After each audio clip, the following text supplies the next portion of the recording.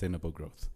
Welcome. I hope you all had a very good breakfast served behind. And for those who haven't, please serve yourself. It's still there. So we're starting off with having our CEO having our welcome remarks and then give us a start for today's press conference. So for the agenda, we're just going ahead, get RSSB, our CEO, Regis, give out the address to the media, and then we have a presentation of the RSSB ESG performance given by our Chief Investment Officer, Philip, and then we have a Q&A session where you get the chance to ask questions and also which will be answered by our CEO, the Chief Investment, and our Deputy CEO, Luis Kanyoga. So, Regis, thank you very much.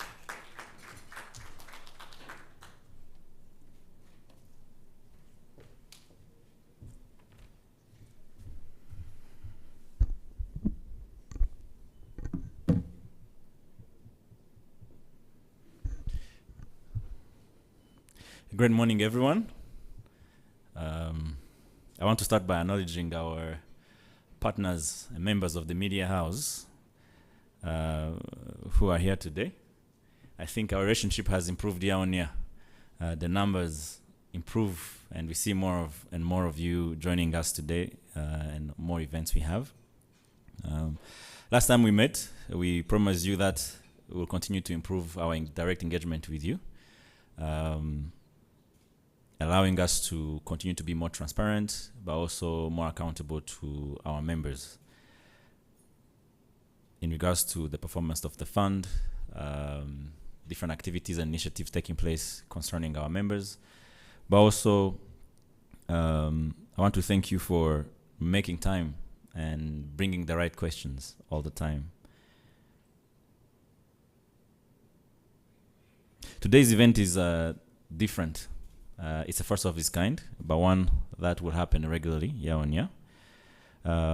It's the time where RSSB publishes our first ESG, or environmental, social, and governance report, highlighting RSSB commitment to responsible and sustainable investment. This is investing beyond just the numbers, reporting on how our investment not only aligns with the Rwandan Vision 2035 and 2050, but also aligning with the Sustainable Development Goals of 2030. The message today is to present to our members that as we continue to safeguard the social welfare, both from a healthcare perspective and social security, throughout the 6 schemes that we manage, notably Mutuelle de Santé or CBHI, Rama on the health side, maternity leave, pension, occupation hazard, and most recent, the Ejoheza, is to show them how the investment or deployment of capital is being done responsibly and in a sustainable manner, to ensure that not only we are protecting the environment we live in, we are being mindful to support and build healthy and prosperous communities, but also with a strong governance across the portfolio. Today we live in a world where it's no longer a surprise to read news, breaking news, where there are climate change disasters, where we have bad harvests, either too much rain or none of it, and things that are avoidable. We are talking about the mindfulness and tangible acts to build strong, healthy communities, being in the communities, investing in the communities, working with the communities, but also ensuring that this mindset and responsibility is felt and exercised across our portfolio. RSSB, as the largest financial institution in the country, we acknowledge and understand our responsibility to lead the way on this agenda of ESG, building an environmental and social responsible economy. And as that, what you will see today in the report are clear and tangible examples of how that the work is being worked, and what RSSB, not just as one organization, but also many other institutions, specifically around 20 of our portfolio, specific examples of how we are walking the talk. I want to bring this conversation home today by, as I thank you for being here, really also emphasizing on your role as a media and our partners in ensuring that this agenda, ESG, as you see it through our presentation by the CIO, your role in ensuring that not only our members understand how their money managed by RSSB through different schemes is being deployed to help build a country that is both environmental friendly, being used to build strong communities, but also the sense of responsibility and the governance practice that are being used through RSSB influence through the portfolios to make sure that their money is at work in a responsible, sustainable manner. So today, while we talk about on ESG, I also want to reassure our members that the fund continue to grow healthy, and the quality of service, both financially, but also at the quality of service level. I'll give a few examples, and we'll get probably more time to talk about it, on how some of the programs being implemented today in RSSB not only give us the internal efficiencies we need to be better and serve you better, and reduce our cost of serving you, but also are environmental friendly. I'll give one example of modernization where we are significantly cutting down the number of papers we're using in providing your services. Some of you may have experienced it. If anyone is getting service at the primary healthcare level, where not only we have significantly reduced the number of papers, but the quality of service has significantly improved, going from 93 days for the cycle of payment of invoices to a record 22 days on average. That's the power of technology and the goodwill, but also environmental responsible. I also want to highlight for the same that across the board, the performance in terms of quality of service on all our schemes has continued to improve. Today, on average, all our payment cycles for invoices are below contractual obligation. So whether any of the other schemes are highlighted, Mutuelle de Santé, Rama, Pension, and so on. And this will only continue to get better. When service is fast-tracked, less fuel is used going to the branches and coming to RSSB. So across the board, you can see a whole value chain of where you're cutting carbon emission, where you're cutting trees, number of trees you have to cut off to make papers. Financially, very briefly, as we'll get more time to talk about, the performance continued to improve as well, where we have seen for the first 6 months of this fiscal year, as you know, we do July to June, December 2023, the first 6 months of this fiscal year, the net income increased to 153 billion Rwandan francs, which is 6% higher in comparison to what that performance was the previous year at the same period. And since December 2023, our net asset has increased to 2.15 trillion, which is a 7% compared from June 2023 at the end of the last fiscal year. In regards to contribution, again, the performance continued to increase, driven by the number of new jobs created and the growing formalization of the informal sector, leading to 191 billion Rwandan francs just within the first 6 months, representing a 10% in comparison to the first 6 months of the previous year. In regards to benefits, also increased at a rate of 14%.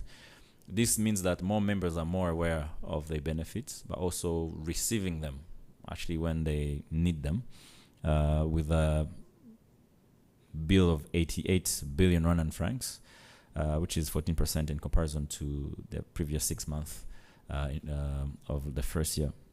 So overall, as I let you enjoyed the main presentation, which is here today, and we hope to get a really engaging conversation. What is ESG? And the team will provide ample, not only explanation, but also real examples. I want to end in assuring again our members that the fund is getting healthier, quality of service is improving, and you should only expect more from that. That's our commitment and our promise to you. I want to take this opportunity to thank RSSB staff who do all the work and driving all that agenda, both on the quality of service, financial performance, but also assuring that we remain responsible, sustainable in what we do. I want to thank our partners and other stakeholders who continue to support RSSB to allow us to deliver. I want to thank our members who continue to trust us, allowing us to serve them, but also holding us accountable and assuring that we do what we are meant to do in our respective role. So we thank you for that continued trust, but also for your continued feedback that allow us to improve in what we do. And last but not least, I want to thank you again, media. And as we're here, we hope when we leave, there's a wave of awareness on how we collectively can do better for the environment and in building the communities we live in and that we are privileged to serve. With that, I thank you, and I wish you all of us a productive conversation. Thank you.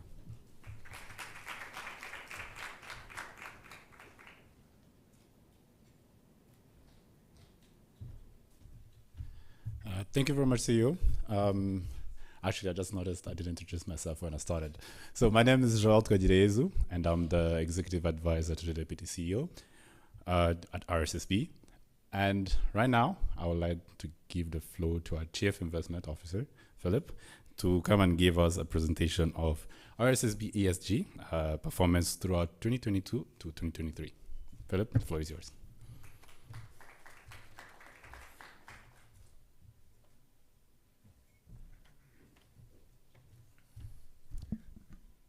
Uraho. Hi, I'm Philippe Poitrine. I'm the Chief Investment Officer of the Rwanda Social Security Board. So I'm very excited to be in front of you today because we are unveiling to you something that we didn't do before and that we'll start to do at least on an annual basis. It's this ESG performance, investment performance report that we worked on during the last year.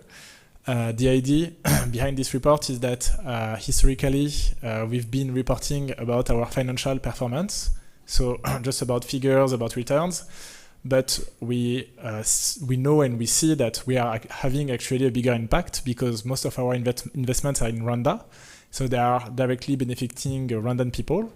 So then the idea was, how do we measure this contribution of RSSB directly and its subsidiaries in which we invest that create jobs in Rwanda, that support communities, etc. So this is how the idea of this report was born. And then from our perspective as well, I think it was important to say for people, for our members to be aware about the contributions that we are having in their lives. And as well, if we want to drive the performance of our subsidiaries, it's important to know how good they are in terms of environment, social, and governance perspective, so that we can first measure them on key features in these different categories. And then we can help them to change for the better, to be more intentional about how we serve our members, about how we as well make sure we have the best governance so that we can reach the best performance. So we want to be an active investor as RSSB. So the beginning is to be able to measure actually the performance, to be able to measure as well the non-financial performance, if I could say, so what we bring as well to our ecosystem. And this is the ambition of this first report. So it's something that we'll do on a yearly basis, and we'll try to improve it year on year. But here you can see the first version of it. So I will go quickly through the presentation. So here, what I was referring to is the ambition. So, and then we'll explain what ESG, what we mean by ESG. But We did that on 20 investments that we have in our portfolio, so that are considered subsidiaries, so where we can have actually a kind of a control in the investments that we are doing, so at least a 5% stake in the company. Then here, what do we mean by ESG? So the first pillar is environmental. So how are we virtuous in terms of not impacting, I would say, negatively our environment? So how can we be positively supporting the environment? We know that our country, Rwanda, is big on conservation. So as the largest investment fund in Rwanda, we have to be aligned and to make sure that we embrace this ambition. The social focus is obviously, I think, one of the biggest focus. It's probably the biggest pillar of the three pillars, which is how do we support our communities to get jobs? How do we make sure that we are fair when we recruit people, to be intentional about women empowerment, to be intentional about geographical inclusion, many different features, so that we make sure that as well we are intentional about how are we making a better contribution to society. And the governance part is for us very as well crucial, because we want to make sure that our subsidiaries are well managed, that they have a framework to deliver performance, so that we as an investment fund, we know exactly what's going on in the different subsidiaries, and we can react in due time and make sure that we make the best of the investments that we have. So kind of examples on the three pillars that were mentioned before. So you have on one end, so on the environmental pillar, for instance, energy consumption. Are we efficient in the way we use energy? Are we efficient on how we recycle waste? Are we intentional about that? Then you have the social part, which is are our investments creating jobs for the people, for our members? Are we intentional about gender equality? Are the employees of our subsidiaries and from RSSB, are they safe when they work? Do they feel well where they work? And as well to make sure that we contribute to the stakeholders of RSSB and of our subsidiaries. So even beyond, I would say, the company as such, but how can we contribute to communities? And governance, it's about composition, it's financial transparency, and anti-corruption, integrity, and all policies to make sure that we are intentional as well on making sure that from a governance perspective and compliance, we are ahead.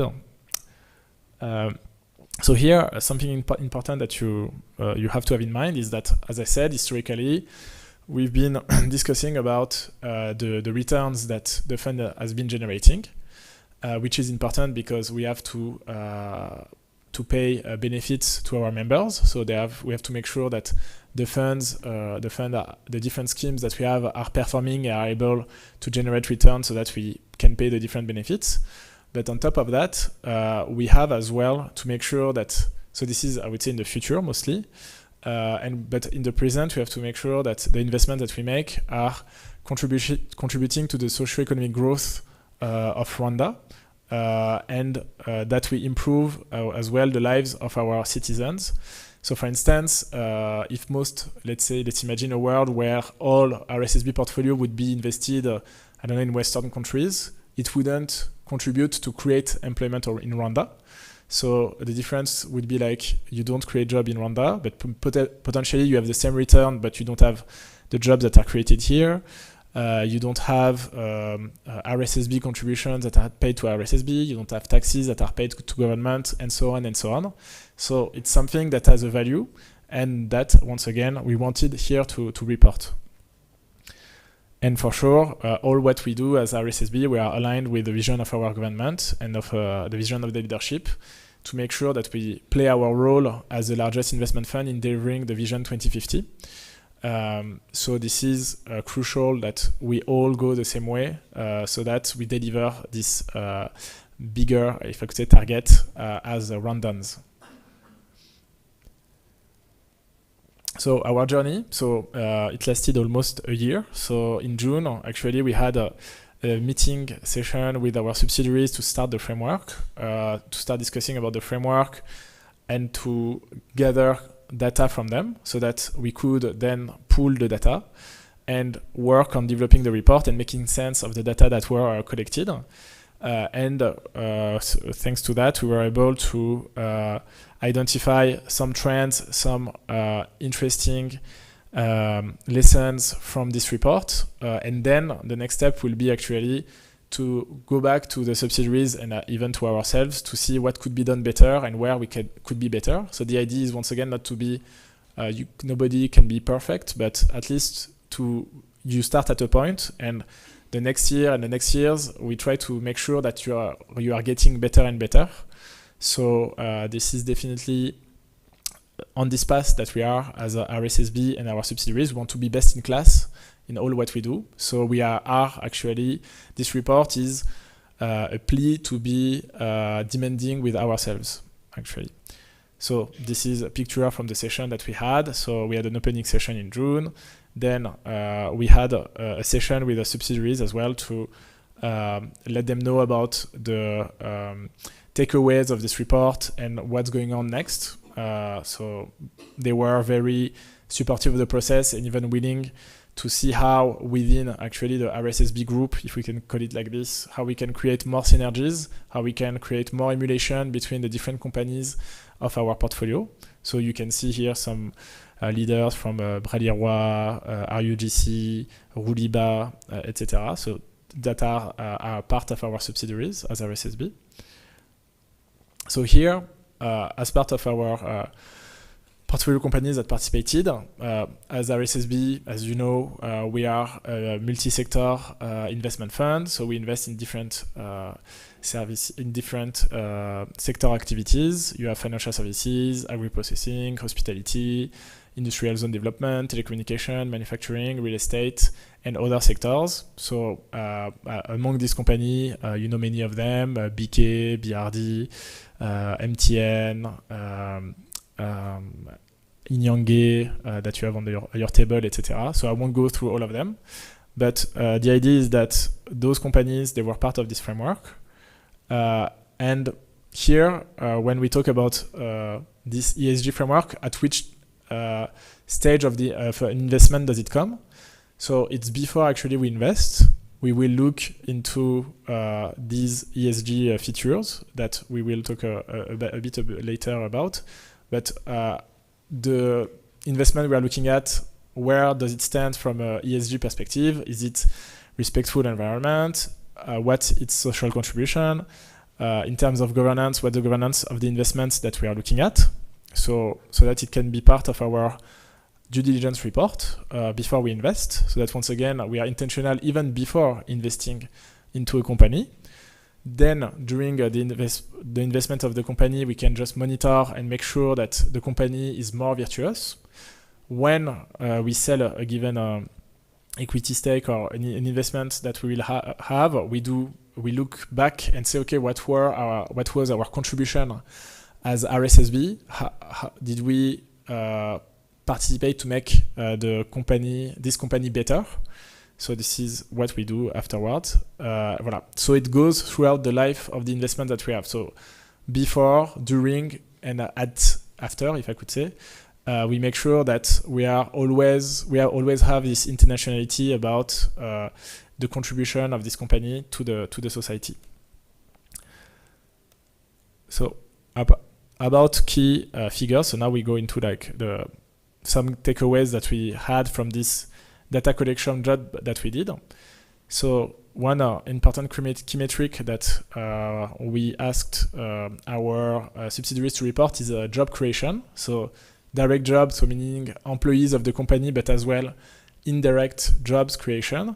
So meaning people that are benefiting from the presence of a company. So if I give an example here, I would mention MTN, for instance, which has a certain number of employees in itself, but has, if I could say, an army of agents on the ground in Rwanda. So there are more than 88,000 people across Rwanda that are helping you to put some airtime on your phone.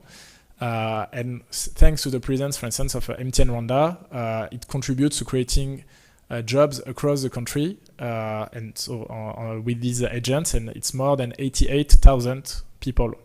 So it's huge. And so we did that with all other companies as well. And we can see that overall, if we take RSSB plus its portfolio companies, it's more than 26,000 jobs indirectly and directly created by RSSB and its portfolio companies. So I think it's something that we can applaud because we are creating jobs here. So, and for the formal employment, so our subsidiaries plus RSSB, we represent 6.63% of total employment in Rwanda in the formal sector. So it's 6% of the employment, they are from these companies and RSSB. So just to say that the contribution of RSSB and its subsidiaries, so the RSSB group, is huge in terms of employment in Rwanda. So it's something that you should know as media and that our members should know as well, because all that is benefiting directly the people of Rwanda. Then another takeaway is about women empowerment. So at RSSB, actually, we are very good, if I could say, as RSSB alone, in terms of women empowerment. More than 58% of RSSB employees are women, so which is significantly above the average of the Rwanda formal sector, where it stands at 37.5%. So you can see that we are almost, and even beyond 20% in terms of women employment, so significantly above. But when we look at our portfolio companies, we see that we are at 32.3%. So we are below, I would say, the Rwanda formal sector average. So on that, for instance, a takeaway for us as RSSB is to be more intentional in our subsidiaries about women empowerment, so that at least we can meet the Rwanda formal sector average, so which is 37.5%, so that we make sure that as well we are virtuous when it comes to inclusion of women in workplaces. So So just to say that we had good news, and there are things that we have to work as well. So this one is when we have to work, where for portfolio companies, making sure that we are intentional about recruiting more women and supporting them into accessing jobs. So then we wanted to share with you tangible stories about impact that RSSB and its subsidiaries have on communities through our corporate social responsibility activities. Because as we were saying, we have RSSB, we have those companies as such, but you have stakeholders that are part of this environment, and we want to make sure that by supporting them, actually, they help us achieve our targets. So notably, as RSSB and our subsidiaries, we are interested into education, we are interested into socio-economic development, we are interested into Kwibuka and culture, and we are interested in youth and sports. So here, we'll present you different examples where RSSB or some of its subsidiaries supported these different sectors. One example here of RSSB CSR engagement is for AIMS Rwanda, so the African Institute for Mathematical Sciences, where they support a teacher to get diplomas, to graduate for graduate or postgraduate programs. And here, so what you see as a picture is a ceremony of graduation. And actually, below you have a testimony from one of the teachers who benefited this program that is working for Groupe Scolaire Kichukiro, and she explains that getting this diploma is actually improved, I would say, her life, and gave her another qualification that she didn't have. So now she can actually go for a better job. So this is what we aim at RSSB to do capacity building, not only of our staff, but to help as well others to benefit from capacity building. So this is something that we did. Then on Kwibuka, we think that it's just a cornerstone of Rwanda, which is built around reconciliation and unity. So when you listen to our leadership and to the dedicated ministry in charge of that, Ministry Ubumwe, we know that it's fundamental for us to participate and to contribute in this. So as RSSB as well, we support the Kigali Genocide Memorial to make sure that our lost ones are remembered and that they have a dignity where they are staying. So we are totally committed to continue this commitment with the Kigali Genocide Memorial, and it's something that is appreciated by the management of Kigali Genocide Memorial.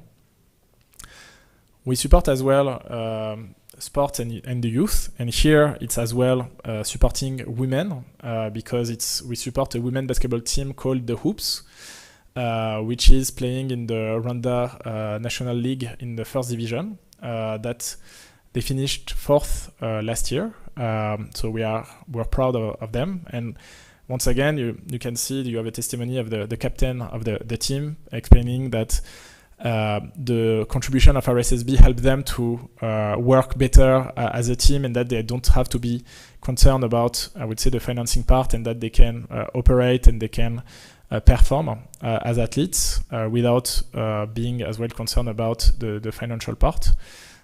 So we are very proud of them. And then, so this one is from one of our subsidiaries, Bank of Kigali, that supports Agauzo Shalom, which is located in Rwamagana, and which is helping, I would say, students to graduate. And here as well, BK is the first major Rwandan corporate sponsor to support them and to help those students to graduate and to have as well opportunities to have better jobs tomorrow.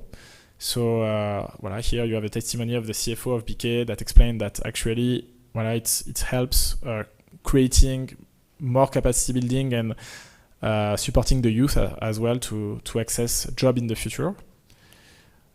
And then I guess you know this one. It's a China challenge that was initiated by BRD, so which is as well one of our subsidiaries, which was a great initiative launched by the CEO, Pichet Campeta, and the idea was to support households in Ubudehe category 1 to access electricity.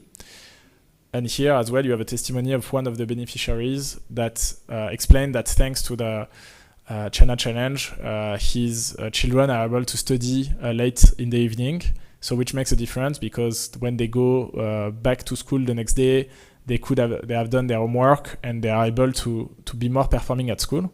So it seems like a little improvement, but it's little by little it makes a huge difference, I would say, and it's important as well to. So this one is actually supporting as well education indirectly. So as well, we are very proud of this initiative of BRD. And then the last one, it's MTN as well, in which we have an 8% stake, which is connecting women in business. So as we said, we want to be intentional about women empowerment. So it's important to recognize the women contribution in society and specifically in the business and in the business sphere. And here we are very happy about this initiative that MTN led, and we want them to continue to support women into the business sector. So just to talk about, so this was mostly I would say the social aspect. So very briefly on the environmental aspect, most of our subsidiaries are using electricity as fuel. And as a source of energy, and electricity in Rwanda is mostly generated by hydropower plants. So which means that the way our energy is generated as a RSSB group is virtuous and is not polluting, if I could say. So, and once again here, the few that are still on gas or coal or biomass, on fossil energies, for some industries, you need to heat at a certain temperature, and unfortunately, as of now, it's like fossil fuel are the ones that are more relevant. But even there is probably a better way to do it. So once again, we talked about intentionality. So how can we be intentional to improve, I would say, the source of energy that we are using? So even if we are at a certain point of time on a certain type of energy, just think proactively on how can I be more virtuous to the environment. Here, as well as UDL, so which is our subsidiary in charge of real estate development, we have two key projects on which we are working currently, which are Vision City Phase 2 and Kigali Green Complex, in which we added wellness and environmental features. So, for instance, Kigali Green Complex will have like green certifications, WELL and LEED certifications at gold standard. So, because we want them to be as well to embody excellence, if I could say, and at the same time to be virtuous for our citizens. So this is, once again, we are intentional about that. BRD, so one of our subsidiaries, issued in September 2023 a sustainably linked bond to which we participated. We invested 10 billion Rwandan franc. So money of our members has been used to support an initiative that is virtuous to the environment, that is supporting women businesses, and that is supporting affordable housing as well. So we took a third of the issuance because overall they were issuing 30 billion Rwandan franc. We took 10 to anchor the investment, and as well, here on top of what I mentioned, it helps as well, it supports the development of financial markets in Rwanda because it's the second, if I could say, corporate listed bond that we have on the Rwanda Stock Exchange. So here as well, you have actually many different kind of benefits to a given initiative. Voilà. And then, very briefly, as I was saying, governance, we are very intentional about it. So we already started a framework with our subsidiaries to gather data from them, to be able to support them the best way we can and to drive their performance. We create as well regular engagement sessions with the portfolio companies to make sure that we create synergies within the portfolio, but as well within, I would say, private sector in Rwanda. We are working on organizing a session with as well companies that are outside of our subsidiaries to make sure that we create emulation within Rwandan private sector. Voilà. So we are very intentional about them being managed actively. Voilà. And so here, looking ahead, as we say, we will continue to do that on an annual basis. We will continue to support our subsidiaries to make sure that they are as virtuous as they can be. And we will be very active in the way we manage our investments to make sure that we have the best performance from a financial and from a socio-economic perspective for our members. So with that, I thank you, and we are happy as well for you to play a role into sharing these different outcomes in your media to make sure that our members are aware about the impact RSSB is having on the society. So I thank you.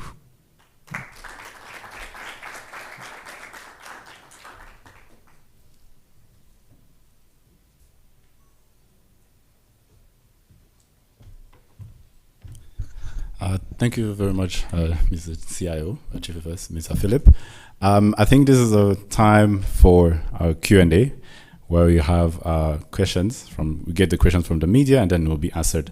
While you're still here, you can stay here, and we'll get a chance to invite our CEO and our Deputy CEO, Mr. Regis and Madam Louise Ganyoga, on the panel. A round of applause, please.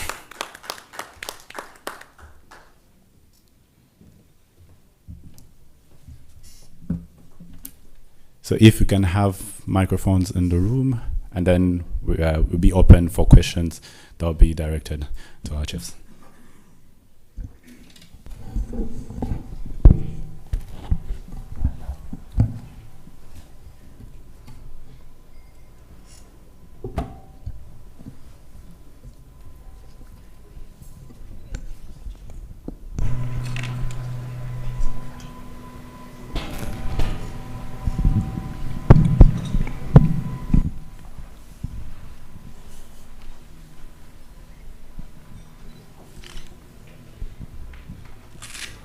Who starts? Yeah, we have a question there in the back. Yes. You can ask in any language. You're more comfortable. Murakoze, nitwa Galileo Ntambara, ni umunyamakuru wa Radio 10 na TV 10. Nyakubahwa CEO wa RSSB, Mr. Rugemanshuro Regis. Ahangaha turi bitangazamakuru cyane biri lokali, dukora mu Kinyarwanda. Ni ukuvuga ngo twifuzaga ko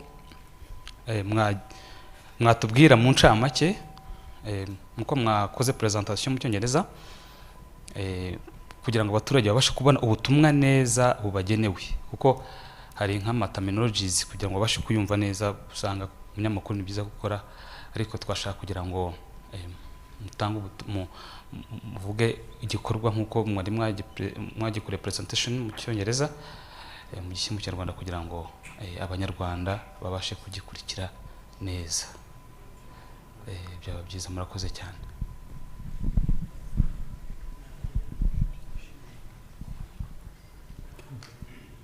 Take two.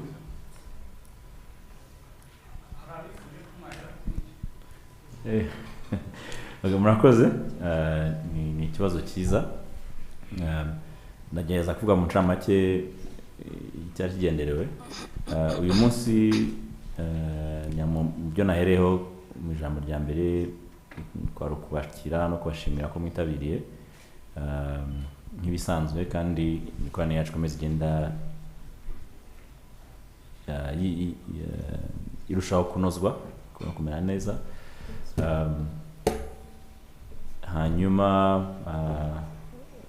icyatuzanye hano by'umwihariko ni ukubagezaho mu reports ya mbere, ishusho ya mbere igaragaza uburyo RSSB mu mishoramari byayo cyane cyane mu mikorere, aho mu myaka yabanjije twahuraga tubabwira imibare nayo twababwiyeho gatoya uko irushaho kuba myiza, bijyanye n'imikorere nayo irushaho kuba myiza. Ariko uyu munsi by'umwihariko twashaka kubereka yuko nyuma y'iyo mikorere, nyuma y'imibare dusanzwe tubereka, ibindi by'ingenzi twibandaho muri iryo shoramari kugira ngo bikorwe mu buryo butangiza ibidukikije, ari byo mwabonye mu ngero nyinshi Philippe yatanze, yerekana ko hari ibice bitatu by'ingenzi twibandaho nyuma y'imikorere myiza rw'abanyamuryango ibagenewe n'ishoramari rigomeza gukomeza rizamuka. Tuberekaho ibyiciro bitatu bindi byibandwaho, kwerekana ko iryo shoramari ribungabunga ibidukikije, nabyo bya environment, aho yerekanye ingero ku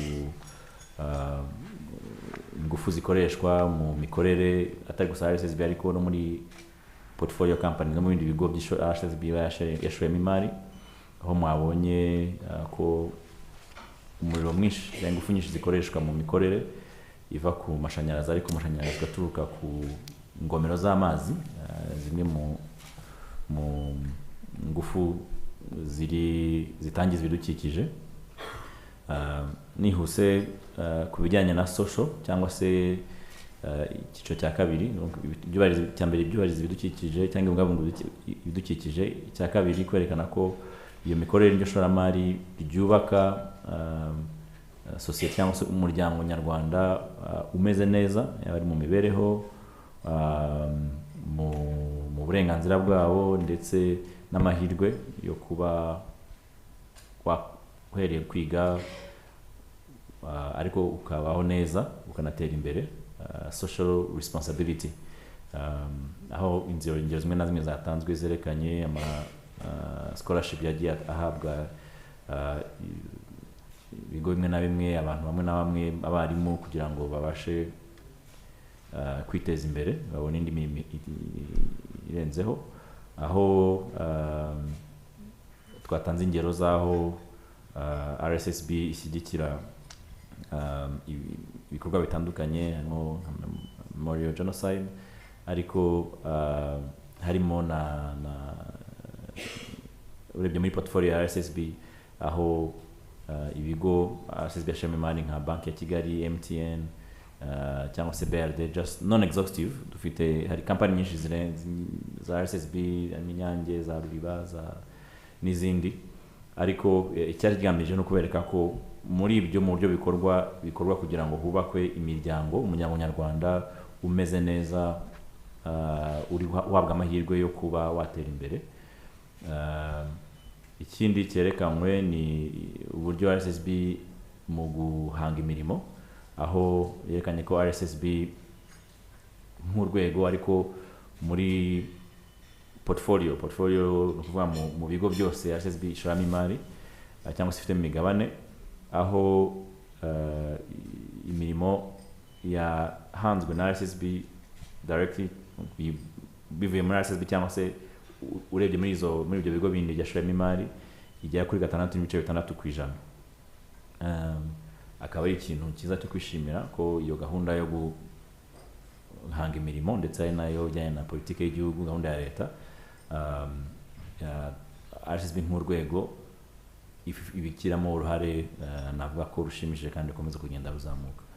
Ikindi cyagaragajwe ni uburyo RSSB ishyira imbaraga muri gender equality, cyangwa se kudasiga abadamu n'abategarugori inyuma,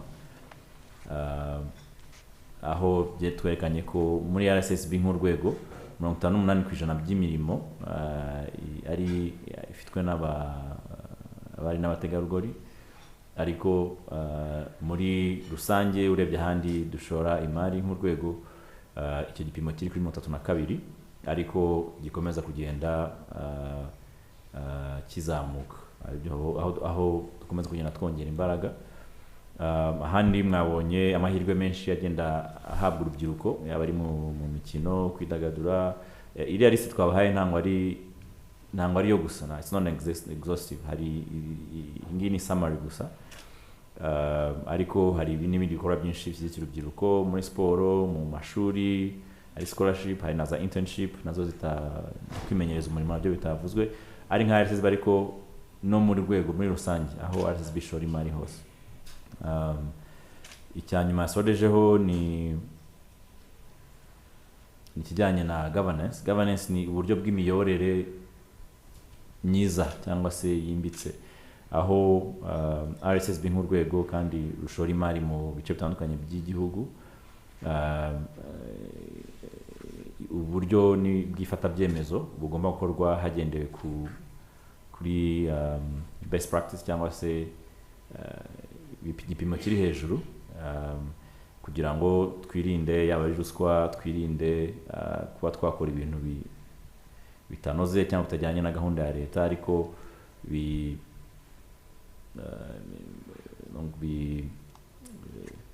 integrity who can help me here, ubunyangamugayo. Thank you.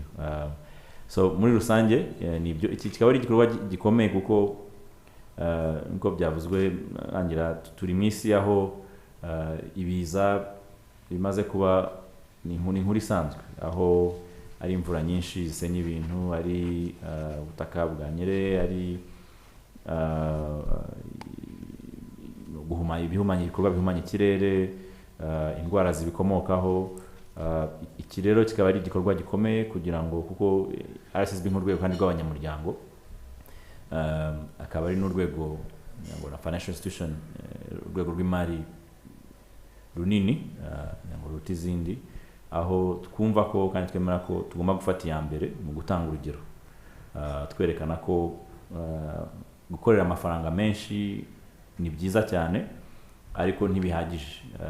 Mu kubikora tugomba gushyira imbere, tuzirikana ko byakorwa neza tutandingije ibidukikije ahubwo tubibungabunga bigakorwa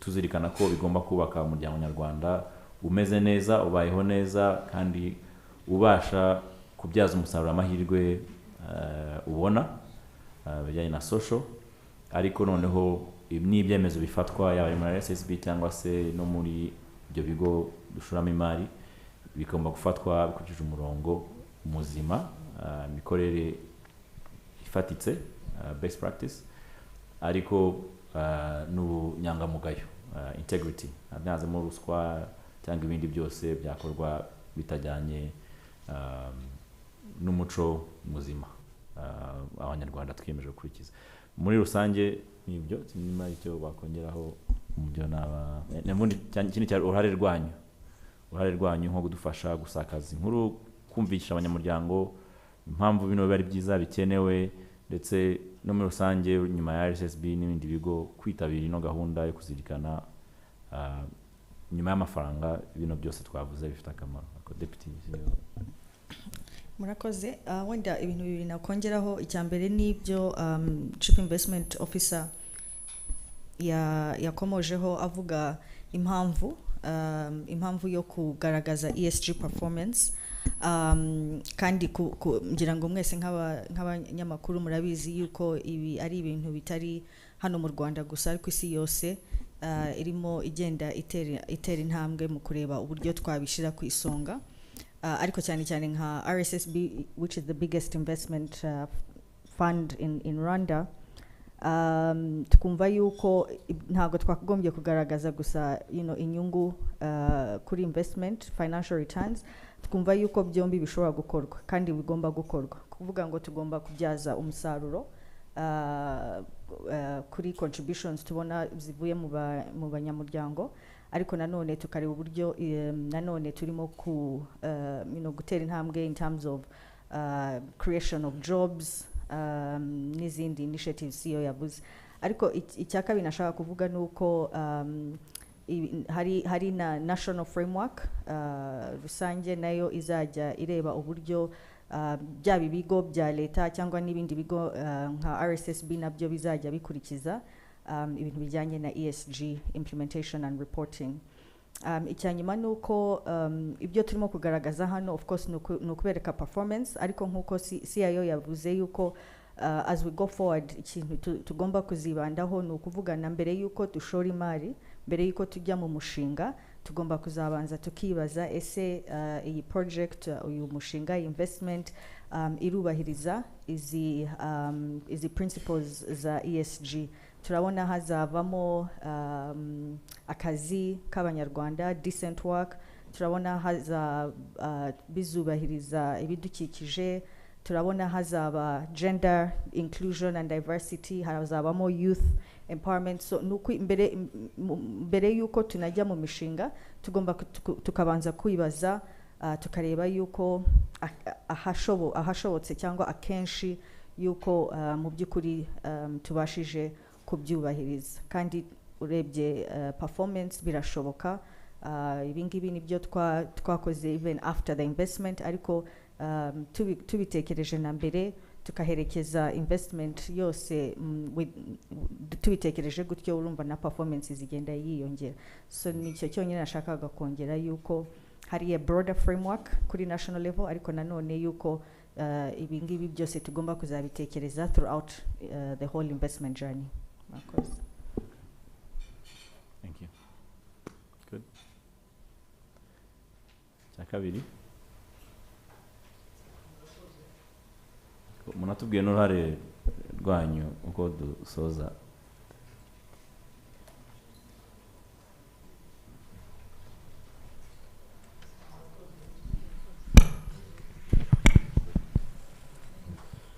Murakoze, nitwa Abdul Taribu, nkorera Kigali Today na Kate Radio. Deje muri thank you. Nitwa Abdul Taribu, nkorera Kigali Today na Kate Radio.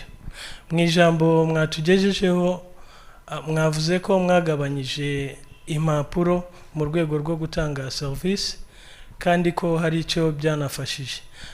Ahangaha ndagira ngo mutubwire mu buryo bw'imibare impapuro zakoreshwaga zanganaga iki, warakoreshwa izingana iki, then munatubwire koko icyo byahinduye. Ikindi mwaje kutubwiraho ko ishoramari hari uburyo ryiyongereye, hari imibare mwagiye mutubwira n'amezi n'umwaka. Ndagira ngo nibyo muze kubidusubiriramo mu Kinyarwanda, hari benshi byafasha nanjye ndimo. Ikindi kirimo nuko mu ishoramari ryanyu harimo ibyiciro bitatu niba nibuka neza.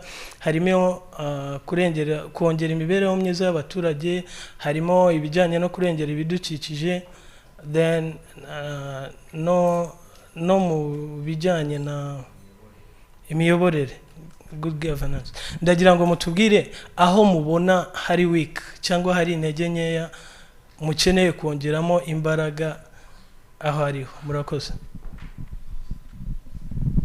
Hari ikindi hano wenda?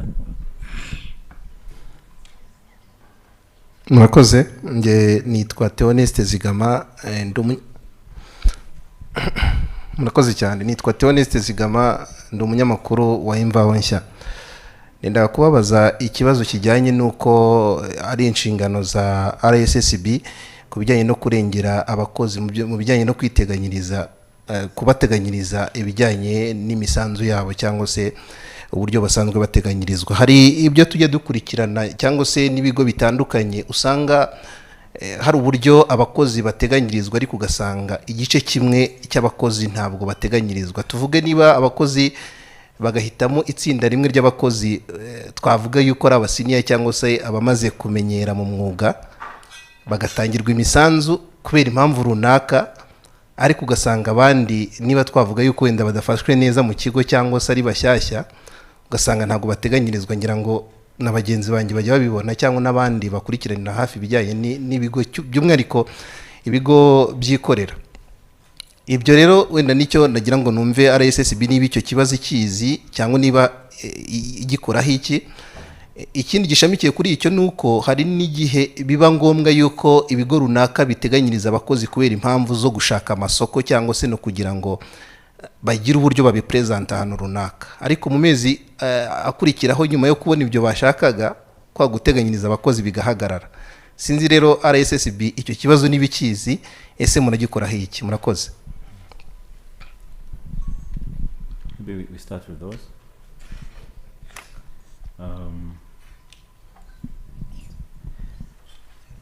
So Taribu Kigali today and bagenzi banjye baramfasha.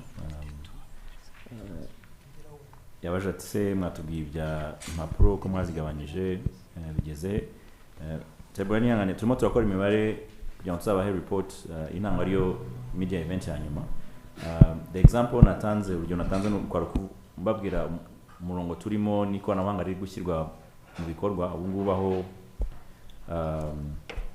turashaka gushyira mu ikoranabuhanga services za RSSB ku buryo muri twizera ko tuzagera muri June 2025 aho strategic plan ya RSSB ya 2020-2025 iyo myaka 5 n'impinduka zose twaraganiriye mbere zigomba kuba zarakozwe, aho services zose za RSSB zizaba ziri online zikoreshwa ikoranabuhanga. Urugero natanze kare rwari rumwe rwo kubereka ko biri gukora kandi biri kugenda neza. Tuvuga ko zimwe muri sectors zimaze kuba digitalized cyangwa dukoresha ikoranabuhanga dukemuye kimwe mu bibazo byari by'ingutu, ari ibyo ntimuki kibaza. So bivuga ko nibihire aho kwishyura invoice byatindaga bya ku minsi irenga 93 ubu bikaba biri munsi ya 22 muri primary health care, health posts n'amasantere de santé n'amavuriro ya leta. Muri ibyo kubera iryo koranabuhanga umusingo w'imibare uyu munsi ariko tuzayibaha vuba kugira ngo turangize kubara. Ese ko tashaka kubara umubare w'impapuro ukabana abantu n'umubare w'ibiti ushobora kuba utarakoresheje kora wagabanyije umubare w'impapuro. So twihangana, ariko ndaguha urugero rwiza rwerekana ko kuba twaravuye ku minsi 93 impamvu byatindaga no kubera impapuro ko mujya kwa muganga abaturage bivuza hari za mpapuro buzuza ubu umuturage ava kwa muganga muri centre de santé cyangwa health post amakuru ashobora kuba yagera kuri RSSB bisaba ko nyirivuriro agomba kohereza n'ikoranabuhanga ako kanya kuko ntabwo gitegereza ukwezi kurangire kugira ngo wishyure kohereze facture yanyuma yabaye verify ahubwo ubikora uko abarwayi baza ibyo rero bituma ukwezi kujya kurangira hari ibyatanzwe hari byagizweho ibyo bigabanya urabira mu buryo bubiri ashiri butatu icya mbere hari kugabanya umubare w'impapuro wandikaho zoherezwa icya kabiri urareba umubare w'imodoka zatwaraga izo mpapuro zinywa essence zose essence imodoka tuziko zongera carbone mu kirere imyuka ihumanya icya gatatu ni productivity time umwanya w'abantu bamaraga buzuza impapuro bamaraga bagenda bicaye mu modoka wohereje umuntu kuzana impapuro uwo mwanya in terms of productivity so ubungabunza ikirere unongereye productivity time y'abakoraga ako kazi kugira ngo babashe gukora ibindi niyo mpamvu twavuze ko iyo service ubasha kugabanya ukayitanga ku gihe ariko kujyanye n'imibare ndagifite turacyanditse ariko n'amabona navuze ko tuzayibaha tubereka mu gihe kingana n'umwaka kuva ikoranabuhanga ryatangiye gukoreshwa RSSB nk'urwego ndetse n'abafatanyabikorwa dukorana kuko ntabwo ari RSSB gusa ntabwo twabikora twenyine ngo tubishobore bisaba ubufatanye n'imyumvire y'amavuriro dukorana nabo bumva ko ibintu bifite akamaro bibungabunga ikirere kandi bifite umusaruro so tubereka collective report yerekana iyo mibare kandi izaba iri interesting ikibazo cya kabiri waje utise ati mwatubwira performance y'imibare mu Kinyarwanda nta kibazo nabikora navuze ko nubwo uyu munsi twahuriye hano kugira ngo tubabwire cyane cyane ibijyanye na nyuma y'imibare right nyuma y'imibare dusanzwe tubagezaho kandi bizakomeza tubabwira tubereka nuko ishoramari ryakozwe ryibungabunga ikirere n'ibidukikije ariko byubaka n'umuryango nyarwanda cyangwa sosiyete ibereye ariko kandi n'ibyemezo bigafatwa neza it's going to be an additional complement bizaba inyongera kuri report twari dusanzwe tubaha ku mibare rero navuze ko nayo ikomeza kugenda iba myiza kurushaho navuze ko nkuko mubizi umwaka wacu utangira mu kwa karindwi hanyuma mu kwa gatandatu navuze ko igice cya mbere cy'umwaka turimo cyarangiye mu kwa 12 z'umwaka ushize 2023 twarangije dufite inyungu ya miliyari 153 miliyari 153 z'amanyarwanda akaba ari 6% y'inyongera ugereranyije n'igihe n'icya kabiri cy'umwaka wabanjirije 2023 hanyuma net assets mutungo mbumbe wa RSSB ukaba warageze kuri trilliard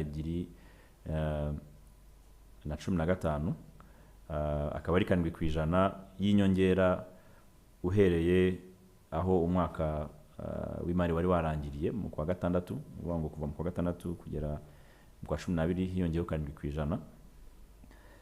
Hanyuma nongera mvuga ko mu bijyanye na contribution cyangwa se umusanzu w'abanyamuryango nawo mu mezi 6 y'uno mwaka turimo yagejeje kuri miliyari 191 akaba ari 10% ry'inyongera ugereranyije n'ayari yakiriwe mu mwaka wawubanjirije igihe kimwe donc amezi 6 ya mbere y'umwaka ushize ibyo rero akaba ari ikintu cyiza cyo nashibye ko kwishimira kuko bijyana n'isoko ry'umurimo yerekana ko hari imirimo mishyashya igenda iba fomo ariko cyangwa se yiyongera ubukungu bukomeza kuzamuka n'imirimo yiyongera ikindi navuze ni bijyanye na ibyenerwa abanyamuryango nabyo twavuze ko byiyongereho 14% aho twishyuye miliyari 88 mu mezi 6 y'uno mwaka turimo ugereranyije 14% akaba ugereranyije n'umwaka wabanjirije ibi nabyo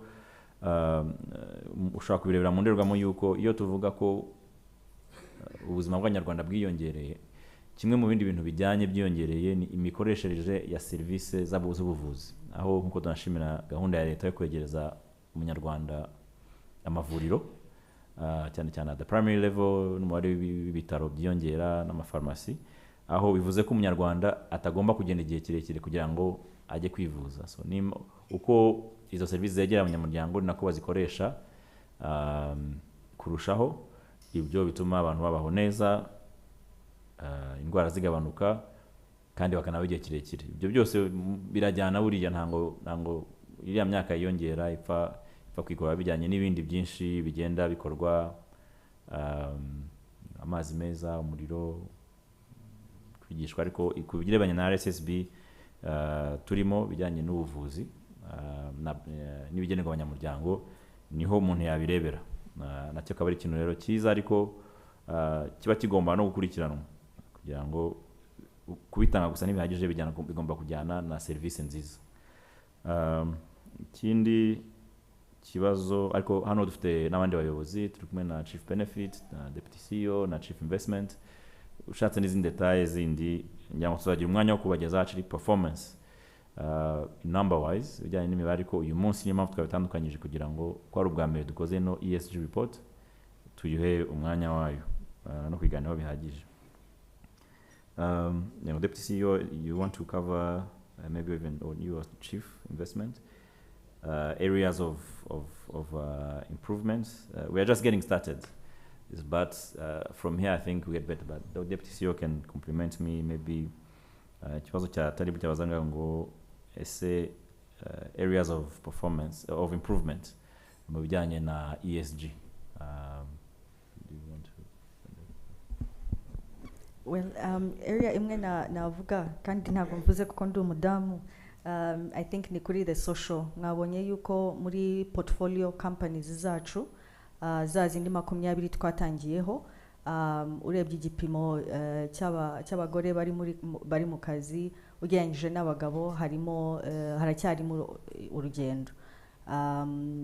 Kuri RSSB level birashimishije, over 50% y'abakozi bo muri RSSB ni abagore, ariko kuri level ya portfolio companies mwabonye ko ari about 37%.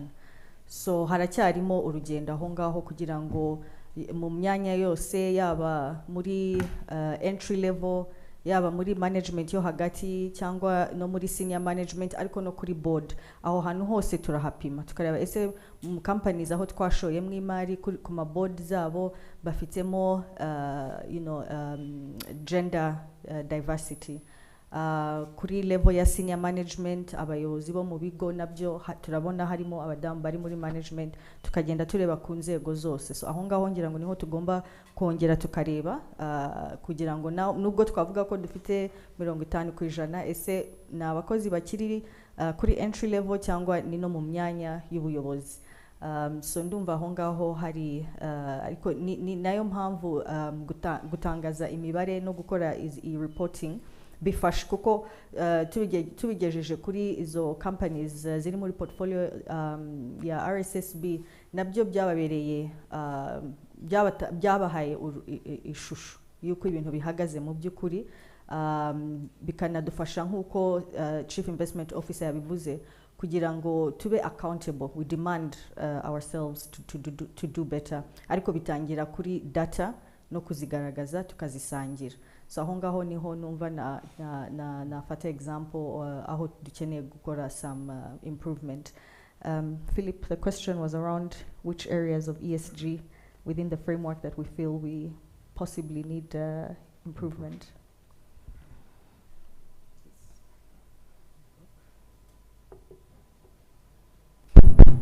Thank you. No, thank you. I think very valid question, and as the CEO was saying, I think even just on the, for instance, women empowerment, we can look at different levels within institutions and boards where actually we can drive even better the performance of the institutions. I think that overall we collected the first set of data. We were able to get some assignments, some takeaways, on some of the indicators that we set up. But I think that actually within the data set that we have and the future data set that we'll be able to collect, we'll be able to as well detect more trends or more elements that we want to steer. So I think that overall we just have to, I find this is why actually we want to have like dedicated staff within our RSSB working on this matter to be able to dig deeper in the data that we receive, so that it gives us insights and then we can take actions to make sure that we can deliver on that. So I would say this item about women empowerment were as well looking at elements regarding geographical inclusion, so to make sure that as well we support, for instance, employment not only in the Kigali area but even beyond, I would say, Kigali. So we have different indicators that we want to continue working on, and once we have, I would say, more tangible takeaways, we will share it with you, so that as well you can see the intentionality we are having. But yes, it's just a start. We start a process. We want to be better and better on it, so we will continue to work on it and communicate it to you on a yearly basis. Thank you. Thank you, Philippe and Louise. Ikindi cyabajijwe na Theoneste umumvaho cya bazati se hari abakozi batateganyirizwa ku mpamvu zimwe na zimwe se mwabafasha iki tese amavuga ati hari n'ababikora bakabikora kugira ngo babone amasoko yarangira bakabireka. Dufite na David, dufite na Chief Investment Chief Benefit here, Dr. Regis araza kunyunganira hano. Ibyo uvuga nibyo, kandi tunanashimira cyane rwose abanyamakuru uruhare mukomeje kugira.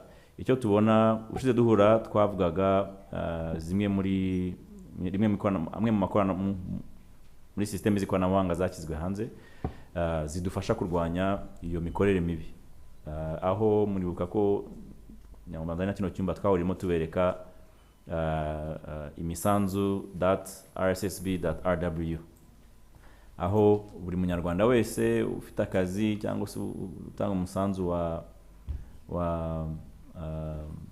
muri RSSB cyangwa wagombye kubatangirwa umusanzu muri RSSB ashobora kwirebera, akareba agashyiramo again nayisubiramo imisanzu akadomo RSSB akadomo rwa, ukareba imisanzu yawe ugakurikiza amabwiriza, ukareba imisanzu yawe yagutangiwe yose kuva watangira gukora, ukareba nimba harimo aho bagiye basimbuka, ndetse ukanera ko bagutangira ku gihe. Ikoranabuhanga rirakora. Icyo twabonye niho narimeye mbashimira ko kudufasha gusakaza inkuru n'ubuvugizi ko abanyamuryango batangiye kwitabira. Dufite case nyinshi z'abantu ba reportinga ko nge ntibantangira, kandi bikoze ni anonymous, ntawe umenya, ntango umukoresha wawe abimenya ko ari wowe watanze. Icyo abona gusa niko dutangira kurikirana ese bimeze ko amapenalite. Noneho ikigaragara nuko benshi batangiye kwizana bakaza, twabonye ko hari ibyo tutagiye dukora, turashaka gutangira kubitanga, bituma iza contribution zitanzwe mbere zitangira gutangwa. Ariko ikintu cya mbere ni ubwo bubasha niyo visibility, kumenya ku munyamuryango ko akaba yareba ahageze. Benshi ntibanabimenyaga, ubu rero ushobora kubyimenyera. Ikindi kiri kongerwamo, hari system yitwa Ishema. Ishema nayo twarayigerekanye ushize, aho iyi system irimo irakoreshwa igeragezwa, aho contributions za RSSB zaje zitangirwa rimwe. Ikiza nyirango muri bwishimire nuko nta mukoresha uzajya ubasha gutangira umukozi umwe ngo areke undi. Utujuje liste y'abakozi bose baba baratanze declare liste ntisohoka, ukabatangira kandi byose kuva kuri nimba uri muri rama, ugatanga pension, ugatanga occupation hazard, ugatanga ibigenwa byose, ndetse na RRA. Ntango ushobora kuvanamo ngo ngiye gutangira abayobozi mvanemo abandi, ntibishoboka. Ibyo rero bikazatuma level ya compliance kubikora neza yiyongera, ariko babandi bajyaga batrisha nabo ntibizabashobokera. Ikindi nacyo kirimo nuko uko utatangiwe umukozi utatangiwe hari n'aba kuri social media abari ibigo biri mwigeragezwa muri iyo pilot byatangiye kubona message aho nyuma y'ukwezi ngo ibigo byinshi bitanga ku 15 ubona message kubwira Regis ugiye mashuro watangiye umukoresha wawe yagutangiye contribution. Ibyo nabyo biri muzaza aho nutazajya ubona batazajya baba bagutangiye ubona message kubwira biragaragara ko Regis biragaragara ko ukwezi RSSB bitagutangiye. Icyo gihe noneho ukamenya gukurikirana n'umukoresha kubazi ko uzabimenya bumva ko bizagabanya icyo kibazo. Ariko nkaba nagusaba mukomeze gukora ubuvugizi ko abantu bamenye iryo koranabuhanga birebere kandi ntibibe ibyo abagiye kwegereza abukuru gusa bagiye kujya muri retirement bashaka kurikirana amataranga inkombe, ahubwo n'urubyiruko umujene, kuko iyo ukorera company uyu munsi tuvuge ukora igitangazamakuru gikoreye imyaka 5 ejo kirafunze ugiye mu kindi nujya kureba ufite imyaka 58 cya kinyamakuru cyaragiye uzishyuza nde? So mubimenye ni ku nyungu zanyu, ni ku nyungu zacu, ni ku nyungu z'igihugu kandi uburenganzira muhabwa n'itegeko. Ariko hari that's just one aspect, hari byinshi biri guteganywa. Musabe Dr. Regis, Chief Benefit Officer, nimbari cyarenzaho kubigenerwa abanyamuryango n'ingamba zihari zo kugira ngo bose bahabwe amategeko bagenewe.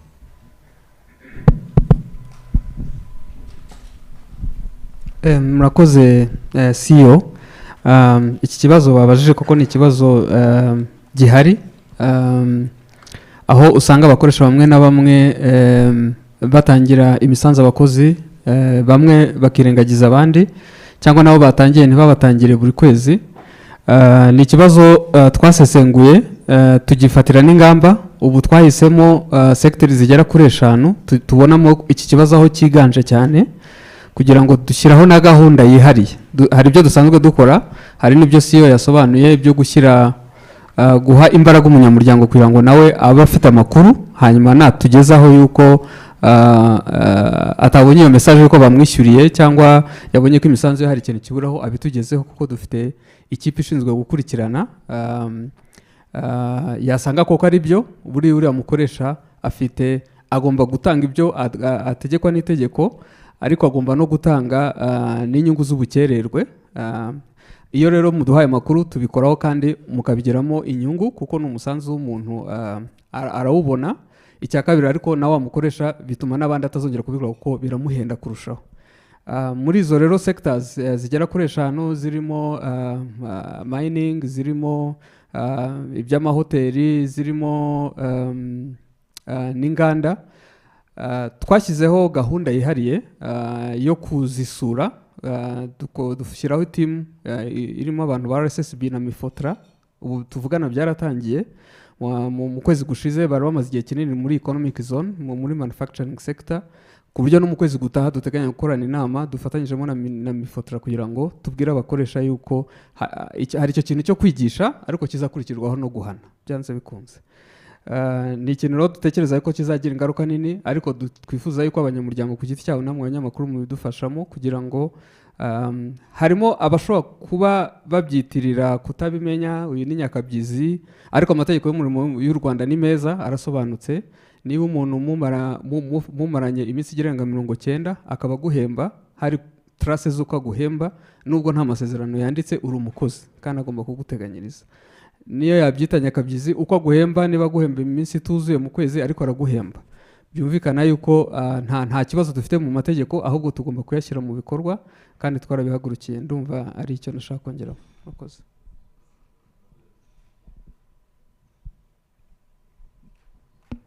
Murakoze Dr. Regis. Ibi navuze mwandika mu byandike, amategeko yacu asobanutse, ahubwo udufasha abantu bamenye uburenganzira bwabo. Ibi ni uburenganzira muhabwa n'itegeko, abanyamuryango bahabwa n'itegeko, kandi ushobora kubikora utimenyekanishije anonymously. Ugiye muri iriya systeme ukabona ko harimo ikibazo, utanga ubutumwa, ibindi biturekera. Icyambere ni ukwigisha nko bivuze, izi gahunda zimwe zakorwa mu bufatanye na Mifotra, kwigisha gusobanurira abakoresha, ariko abatazabikurikiza mudufashe ntazagire urengana kandi amategeko n'ubushobozi byarabihari byo kurenganurwa. Ngo twafata ikindi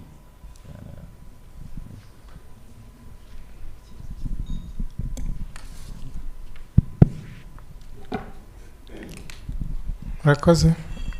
Nitwa Alphonse uhagaze nkoreye ikinyamakuru Ijabo Media.rwa. Mfite ibibazo bibiri. Aho mbiherukira abafata pansiyo imyaka 15 n'ibitegeko ritarahinduka. Ariko hari bakora imyaka nka 12 amafaranga bakayafatira rimwe, aho mbiherukira niko bimeze, cyangwa 10 gutyo. Abo bantu iyo bageze mu zabukuru, iyo bageze mu rugo, aba indwara z'izabukuru za diabete n'iki na hypertension bikaba byamuhuta agapfa iminsi itageze.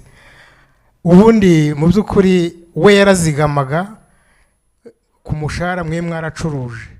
Uwo muntu nta kuntu iminsi mubanye mibi yabatakira mukongera mukamugoboka, kuko ntashobora kuvurwa, nta zindi avantage bashobora kubona, nta service y'ingoboka iri iwanyu ku buryo yagaruka mu muki mufite no muri database zanyu.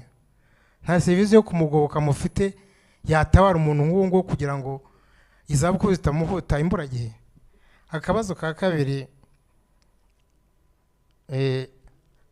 bivuga ko ari amazu mwubaka mu by'ukuri ari ay'abantu bafite ubushobozi buri hejuru, kandi murareba namwe mu mujyi wa Kigali hari ikibazo cy'amacumbi. Nta uburyo buhari bwo gusubiza ikibazo kiri mu mujyi wa Kigali cy'amacumbi, nko kubaka amazu menshi yashoboka, hari ikibazo kigakemuka. Murakoze.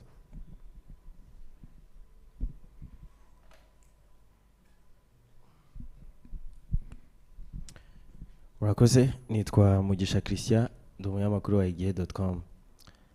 Nafite ibibazo bibiri. Mwari mwatugaragarije ko more than 6% y'imirimo iri mu Rwanda yahanzwe na RSSB.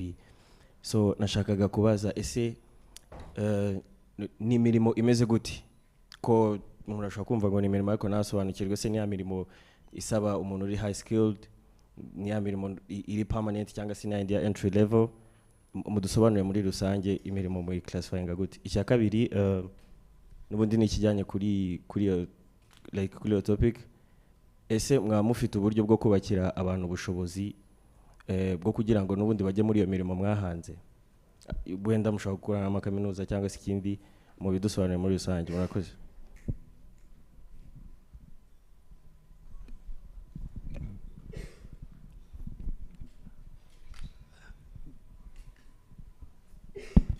Yes. Murakoze. Nitwa Nkotanyi Alan Gashiramanga, ndi umunyamakuru kuri B+ TV. Ikibazo cyanjye cya mbere cyenda gusa n'icya mugenzi wanjye wo kwijabo. Tuzi neza mu Rwanda yuko imyaka byagaragaje yuko imyaka yo ku life expectancy ari imyaka 69, ariko twajya kureba tugasanga imyaka yo kuvuga ngo umuntu ajya muri retirement mu kazi ni 65. Bivuze ngo amafaranga agiye kurya yizigamiye ni imyaka 4. Ariko wasanisha na za ndwara mugenzi wanjye avuze, ugasanga ahubwo ashobora kuba yarazigamiye abari inyuma, yaranazigamiye iki leta, kuko si urumva ko ashobora gushyika muri iyo myaka n'ubundi agahita abura ubuzima. Bamwe mu bafite ibitekerezo mu baturage tuganira bavuga yuko ntago byashoboka yuko iyo myaka amafaranga yabo batangiye kuyarya, ahubwo kuko barizigamiye kera batangiye kuyakoresha mu myaka 50, aho kugira ngo ku myaka 65 usange wenda nta nubwo yigezemo cyangwa se kine yashyikamo imyaka 4 ni mikeya cyane. Ntago byashoboka yuko mwabimanura bikajya ku myaka 50 agatangira guhabwa ya mafaranga y'ubwizigame. Ikibazo cya kabiri ni ikibazo cyenda gusa nk'icyo mwakomojeho. Umuntu yakoze muri company afite kode y'ubwizigame akoresha yizigama, arangije aza guhindura company, ya company ya kabiri agiyemo nayo iramuzigamira ariko niba musaba kode. Amatsiko noneho mwebwe muhuza gute kugira ngo mumenye amakuru y'amafaranga yizigamiye muri kampani ya mbere na kampani ya kabiri, cyangwa bisaba wa muntu kuza akabikurikirana? Murakoze.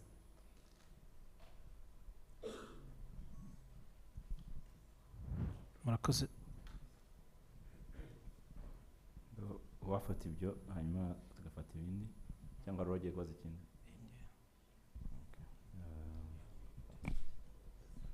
Reka tubanze bino noneho urakurikira nta kibazo. So Dr. Regis waza kunyunganira hano. Ikibazo cya mbere harabajije Nyabona Alphonse Ijabo abaza ati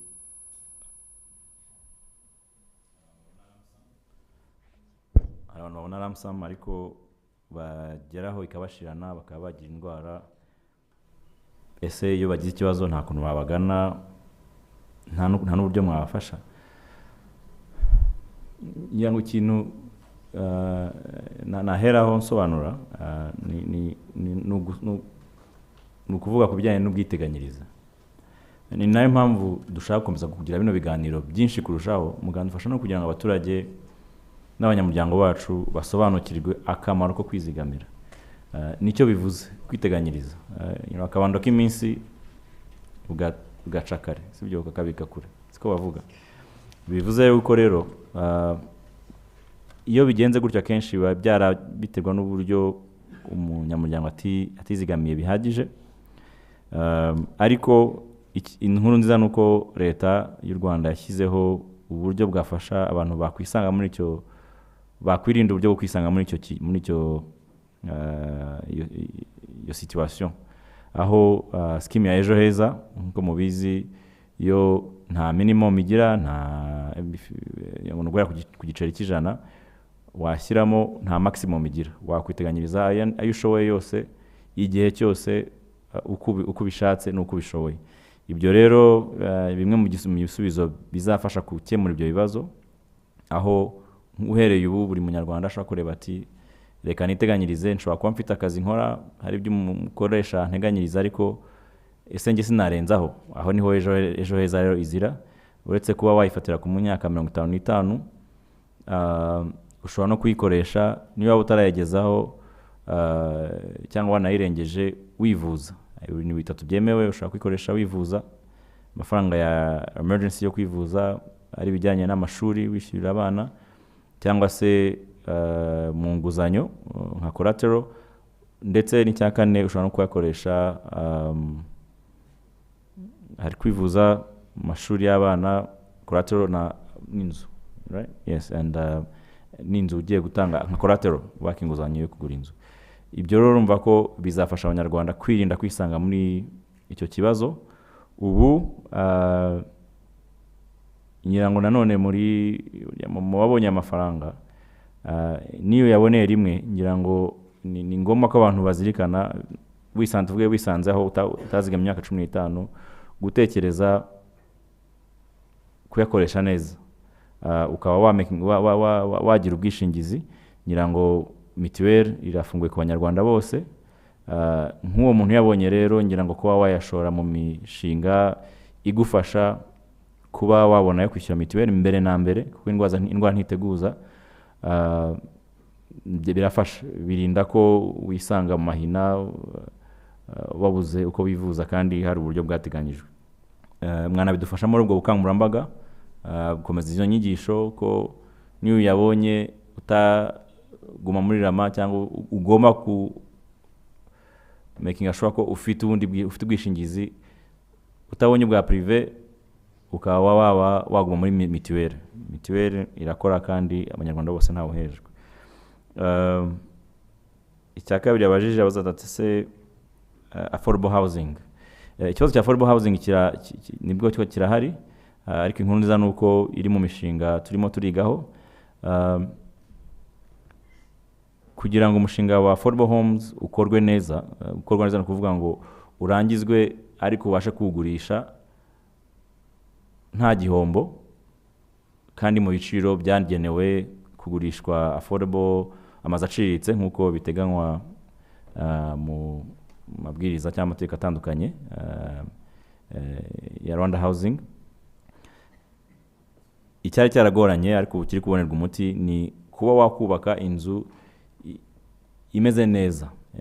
These are not also ntango zigomba kuba inzu zidashyitse. Ni inzu imeze neza y'umwimerere ariko iciriritse, iri affordable. Actually twabibonera irindi zina muri RSSB aho umushinga nutangira turashaka kubyita entry level housing, kuko twizera ko ufite aho yari ariko ukomeza uzamuka.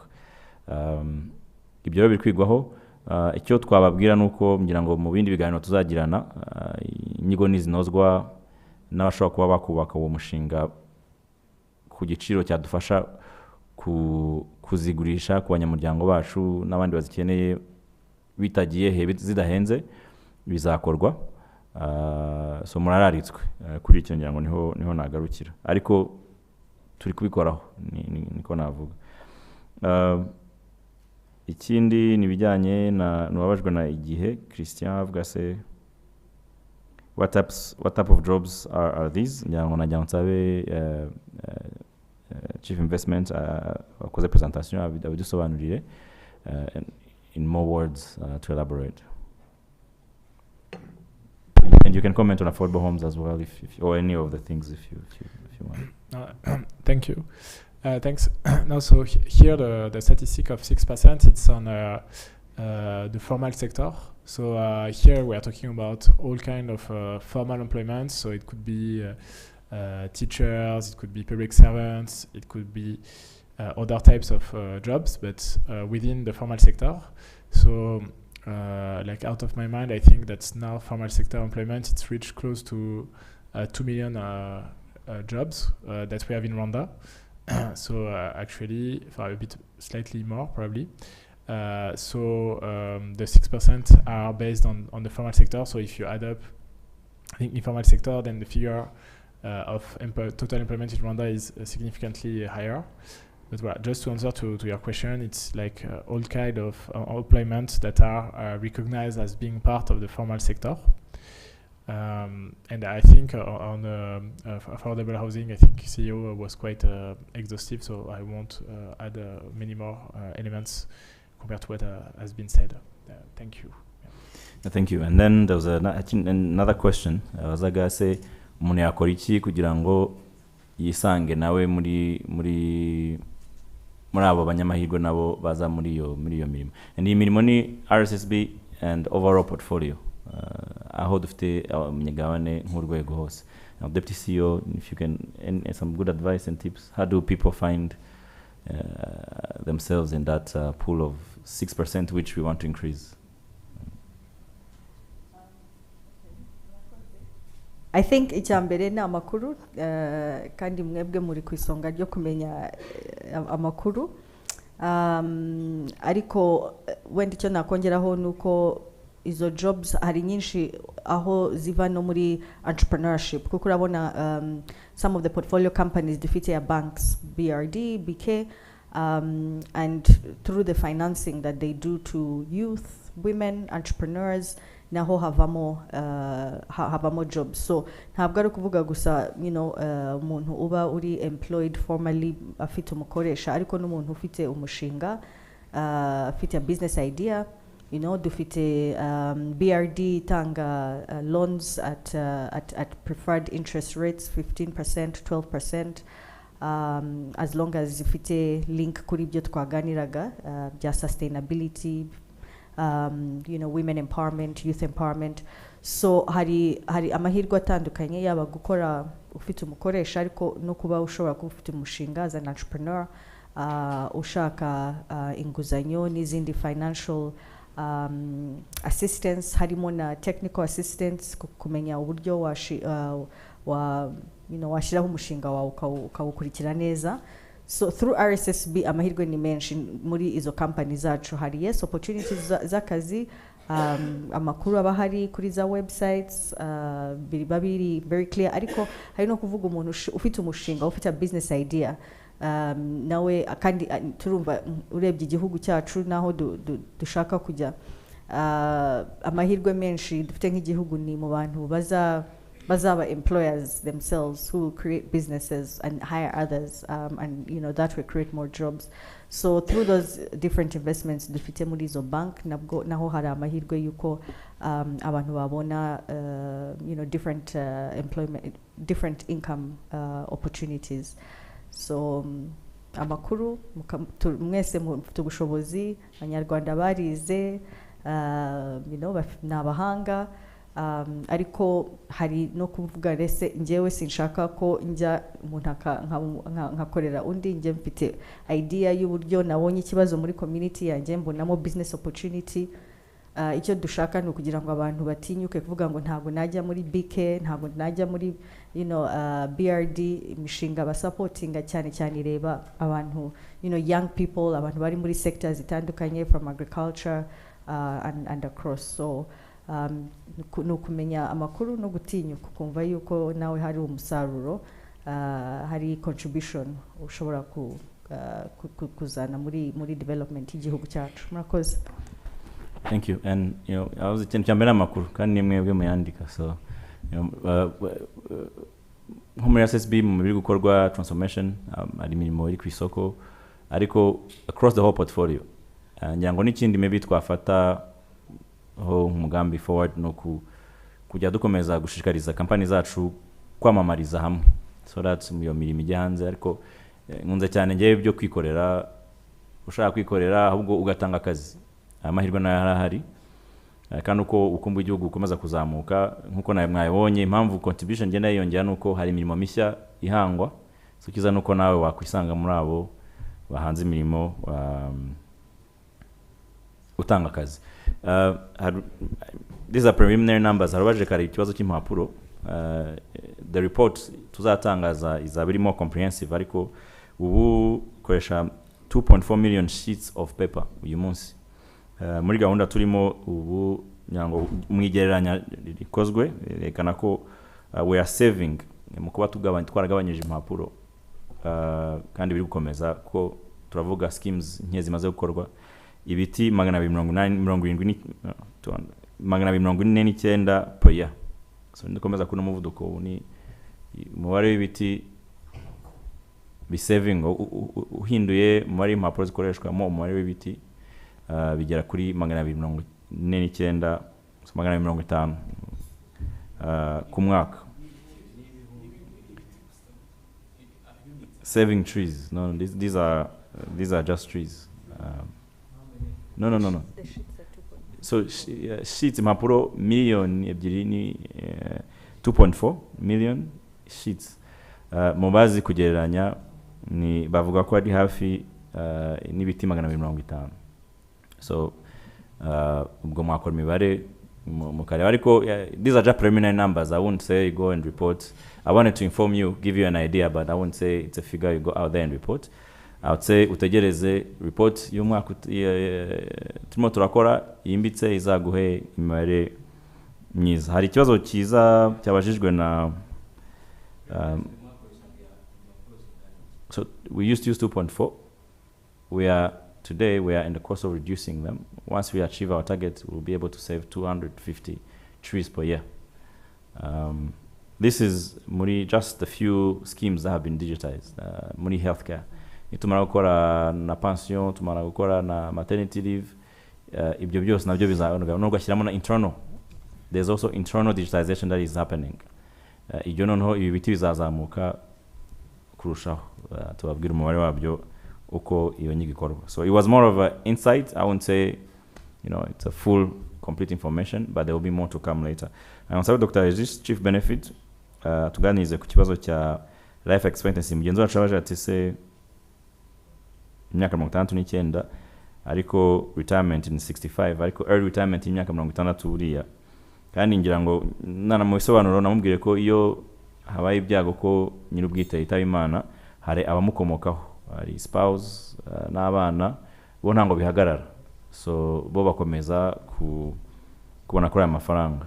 Yatubwira kuri icyo mu buryo bwimbitse, ariko kanatubwira ese guhuza n'ikibazo cy'ama ID uko duhuza ID. Ngira ngo uko dufite indangamuntu imwe, gahunda ya RSSB nuko duhuza buri mukozi akagira umubare umwe. uwaba bitarahuzwa ubwo nuko hari umukoresha waba wararangaye ariko twakoze kampanye yo guhuza iyo mibare ariko Dr. Egis yamfasha elaborate on that. Yes, murakoze CEO. Akantu nahera wenda nako gukora clarification kuri life expectancy kuko ira myaka 69 ibarwa ku muntu wavutse uyu munsi niyo mahirwe yo kubaho, ariko iyo ugeze kuri iyi myaka ufite amahirwe menshi kuruta hariya kuko hari impfu z'abana bo warasimbutse ufite amahirwe menshi. Raporo ya statistique ijyanye n'ibarura ari nayo yaturutse muri 69 igaragaza ko umuntu wavutse umuntu wujuje imyaka 60 uyu munsi aba gifite amahirwe yo kongera kubaho indi myaka irenga 17 n'ibice bitandatu, kubera ko hari mortalite nyinshi ziba zarabaye imbere uba warasimbutse uba gifite amahirwe yo kubaho. Ariko uburyo pansiyo itangwa ari bariya bizigamiye imyaka 15 munsi cyangwa se bahabwa amafaranga y'imbumbe, ndaza no kukigarukaho ubundi buryo bwo gukomeza kwizigamira mu gihe kinini ukiriho, ariko n'abandi babona amafaranga ya buri kwezi bibarwa hakurikijwe n'ingero n'urugero rw'umusanzu narwo rwashyizweho kera, uyu munsi bikeneye kongera gutekerezwaho ku buryo kandi haba harabarowemo n'inyungu zaturutse kuri rya shoramari.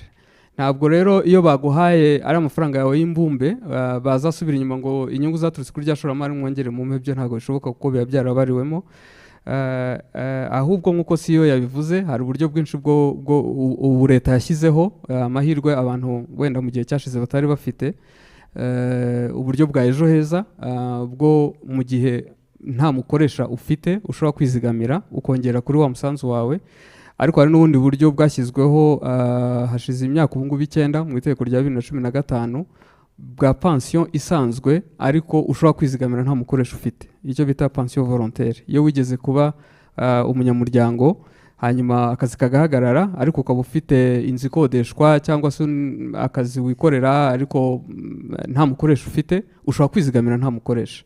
Hari amabwiriza yashyizweho anari no kuri website ya RSSB, abantu benshi bamaze kubijyamo ariko turakomeza n'ubukangurambaga kugira ngo abantu babimenye, kugira ngo nayo myaka 12 ushobora kugira 15 cyangwa 16 nta kosa ukoze kandi byemewe n'amategeko, nta mukoresha ufite, kugeza igihe nawe ushobora kuzagira amahirwe yo kuzagera muzabona pension ya buri kwezi. Ikindi nanone kuri ejo heza hari amahirwe yandi kuko ejo heza ntabwo iheza, nta myaka n'imwe duhagarara kwandikira imisanzu, kandi igihe cyose uyiduhereye nta n'ingano y'umusanzu tureka kwakira. Ni ukuvuga ngo uramutse ubona imbere yawe utahabona neza bakaguhereza ramsam amafaranga y'imbumbe muri pension, ufite ubushobozi bwo kuyaterura yose ukayatereka muri ejo heza warangiza, kuko n'ubundi wararengeje imyaka 55 ya ejo heza yo gutangira gusaba, hanyuma bakajya baguhemba buri kwezi, asigayemo akomeza byara inyungu. Niko ejo heza ikora, asigayemo akomeza kubyarira inyungu ariko noneho bagakomeza baguhemba ku kwezi muri amafaranga yawe. Niyo ushaka ari miliyoni 10 waduhaye urashyiraho gahunda y'uko uzajya uhembwa, hanyuma asigaye akomeza kubyarira inyungu mu gihe ubona nta mushinga ufite yo kuyakoresha, ufite n'impungenge y'uko ushobora kuyamara wenda ejo ukagira ibibazo. Ikindi cya kabiri ni uko n'ubuzima mituweli irimo iragenda yiyongera imbaraga, byinshi mu byo utishyuraga mu minsi iri imbere biratangira bijyemo uko aho ikura umutungo hagenda hiyongera, ku buryo nta mpungenge y'uko kuba wenda wari uri muri ramukavamo bishobora kuba byakubera ikibazo. Ikindi nashaka kuvugaho ni icyo kugabanya imyaka. Nanone ahubwo nimukurikirana amakuru muraza gusanga ibihugu byinshi biri gutera imbere muri life expectancy ahubwo biri kongera imyaka, ni ukubera imibare, byose bigendera ku mibare. Uko ugabanya imyaka niko uzakenera amafaranga menshi yo guhemba abantu, kuko niba uyu munsi utangira guhemba abantu ku myaka 60 kwigera kuri 50 bisaba ubundi bushobozi ikigega uyu munsi kidafite, kandi nta nibwo ariho turi kugana, kubera yuko aho turi kugana ni life expectancy iri kwiyongera, tuzahemba abantu igihe kirekire, kandi uko wongera n'ubundi n'uyu munsi naho turi bishobora kuba bikeneye ubundi bushobozi, ariko ntabwo ntekereza ko kuzagabanya ari ikintu ubundi ntambwe yari yarafashwe mu myaka ishize yo kuzamura ukagera kuri 60 cyangwa 65 mu gihe gishoboye gukora, ariyo yari ijyanye n'ubushobozi. N'uyu munsi hari inyigo ziri gukora zizatuma hamenya ikigomba gukorwa. Kuba uwo waragize abakoresha barenze umwe bakakuzigamira kuri konti zitandukanye. Ibi ni ibintu bibaho, CEO yabivuze yuko turi kujyanisha uburyo umuntu kera habagaho nimero ya pansiyo, ejo ukaba wakereye indi nimero ya pansiyo kubera ko umukoresha watabonye yuko wari uri ahandi. Niyo mpamvu tugiye tugifitemo abantu bafite amakonti abiri, ariko ukoresheje rya koranabuhanga imisanzu ugashyiramo ukabona ubonye hamwe, hari undi mukoresha uzi neza ko kuzigamiye, uza kuri RSSB hanyuma tukabireba yuko tukaguhuriza konti zawe uzare ebyiri tukazigira imwe, kuko amakuru yose aba ari muri system tugufitemo abantu babiri. Ariko ko tugenda duhuza dufezing out za nimero za pansiyo za kera, igituma twidentify umunyamuryango ari indangamuntu gusa, tuzageraho aho bidashoboka no kugira konti ebyiri, ku buryo buri muntu wese umukoresha kuva kuri umujya ku wundi bose bakoresha indangamuntu, ntitwongere kugira konti ebyiri. Ariko ntiwagira impungenge yuko amafaranga yawe yagiye aba hari, ahubwo uwegera ishami rya RSSB cyangwa ukanahamagara kuri RSSB tukagufasha guhuza amakuru y'umukoresha wa mbere n'ay'umukoresha wa kabiri. Murakoze. Thank you.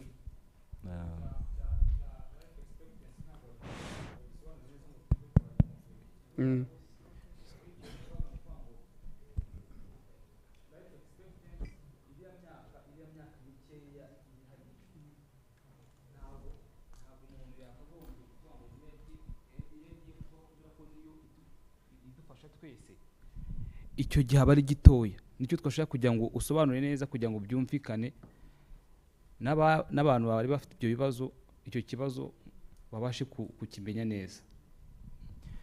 Maybe so we'll take one more round of questions. So we start with him. Hanyuma tufate ibindi bibiri hano cyangwa bitatu.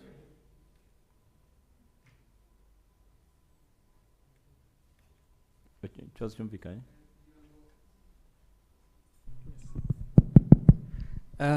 Kugira ngo wenda abantu banabyumve neza, nabarefera kuri raporo ya statistique NISR, thematic report kuri mortality yasohotse ishingiye mu byavuye n'ubundi muri census, igengiye ku makuru ya census mu 2020. Muraza gusanga kuri buri myaka umuntu afite life expectancy afite, kuko iriya 69 niyo umuntu wavutse uyu munsi bayita life expectancy at birth n'uyu munsi, kubera ko abantu benshi impfu nyinshi ziba mu bwana ahenshi, ubundi zikazongera kuza mu gihe kirekire. Ubu rero nusoma iyo raporo kuri page ya 31 uraza kureba taburo igaragaza kuri buri myaka umuntu afite life expectancy. Umuntu rero wujuje imyaka 60 uyu munsi afite amahirwe yo kubaho indi myaka 17 n'ibice bitandatu. Nuvuga ngo ntago ari ya myaka uri gukuraho ngo ni 9 yonyine isigaye, ni irenga 17 n'ibice bitandatu on average.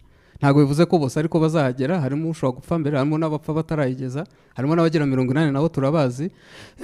Iyo ubara rero pension ubara nanone iyo niyo mibare tugenderaho no mu bapensione bacu. By the way, iyo narebye neza abapensione bo banabaho imyaka myinshi kurushiriye, kubera ko ntago aba n'abanyarwanda bose, aba turi kuvuga n'abanyarwanda bose, ariko umupensione ni wa muntu wize uzi kwivuza muri rusange uzi kwivuza. Iyo urebye neza ushobora kusanga twebwe ahubwo abantu bacu bahabwa pension babaho n'igihe kirekire kiruta iki ngiki, kuko ntago ari nka general population. Nicyo nakongeraho. Ariko iyo tableau iri kuri page 31 ya thematic report ya census kuri mortality irakwereka kuri buri myaka on average abanyarwanda bose imyaka baba basigaje kuba. Akoze Dr. Regis, ndetse akabaha na reference yaho muri kuri amakuru yimbitse. Ikindi ntibibagirwe ko afite abakomokaho nabo unfortunately byabo bibaye nabo bakomeza kubona kuri aya mafaranga. Nyama twafata round ya nyuma, tufate ibibazo 1 2 3 4 hanyuma turangize gahunda y'uyu munsi. Murakoze. Nitwa Edward niyo nkuru ku kinyamakuru Igisabo. Aricyo ninge kubaza bakinshije cyuko mituweli nyine mugiye kuzayongera ubushobozi kurya umuntu yivuza no ku miti irenze, ariko bishamije icyo najya mbabaze niba hari gahunda yo kuba mwana mituweli imwajya muyakira mu mavuro yigenga akomeye nk'ayo no kwa banyiri nkwaya ko bakanimba, kubera ko nk'abantu batishoboye barigwa na silence ya mintu bumwe ibi amavuriro yose bayageramo ku buryo ibasha kubasapotinga ku miti bakeneye yose. Nibazo niba nta buryo kugira ngo mituweli mujye muhaba transfer no mu mavuriro akomeye ku buryo yanagera kwivuza mu mahanga akoresha mituweli. Murakoze. Cya kabiri.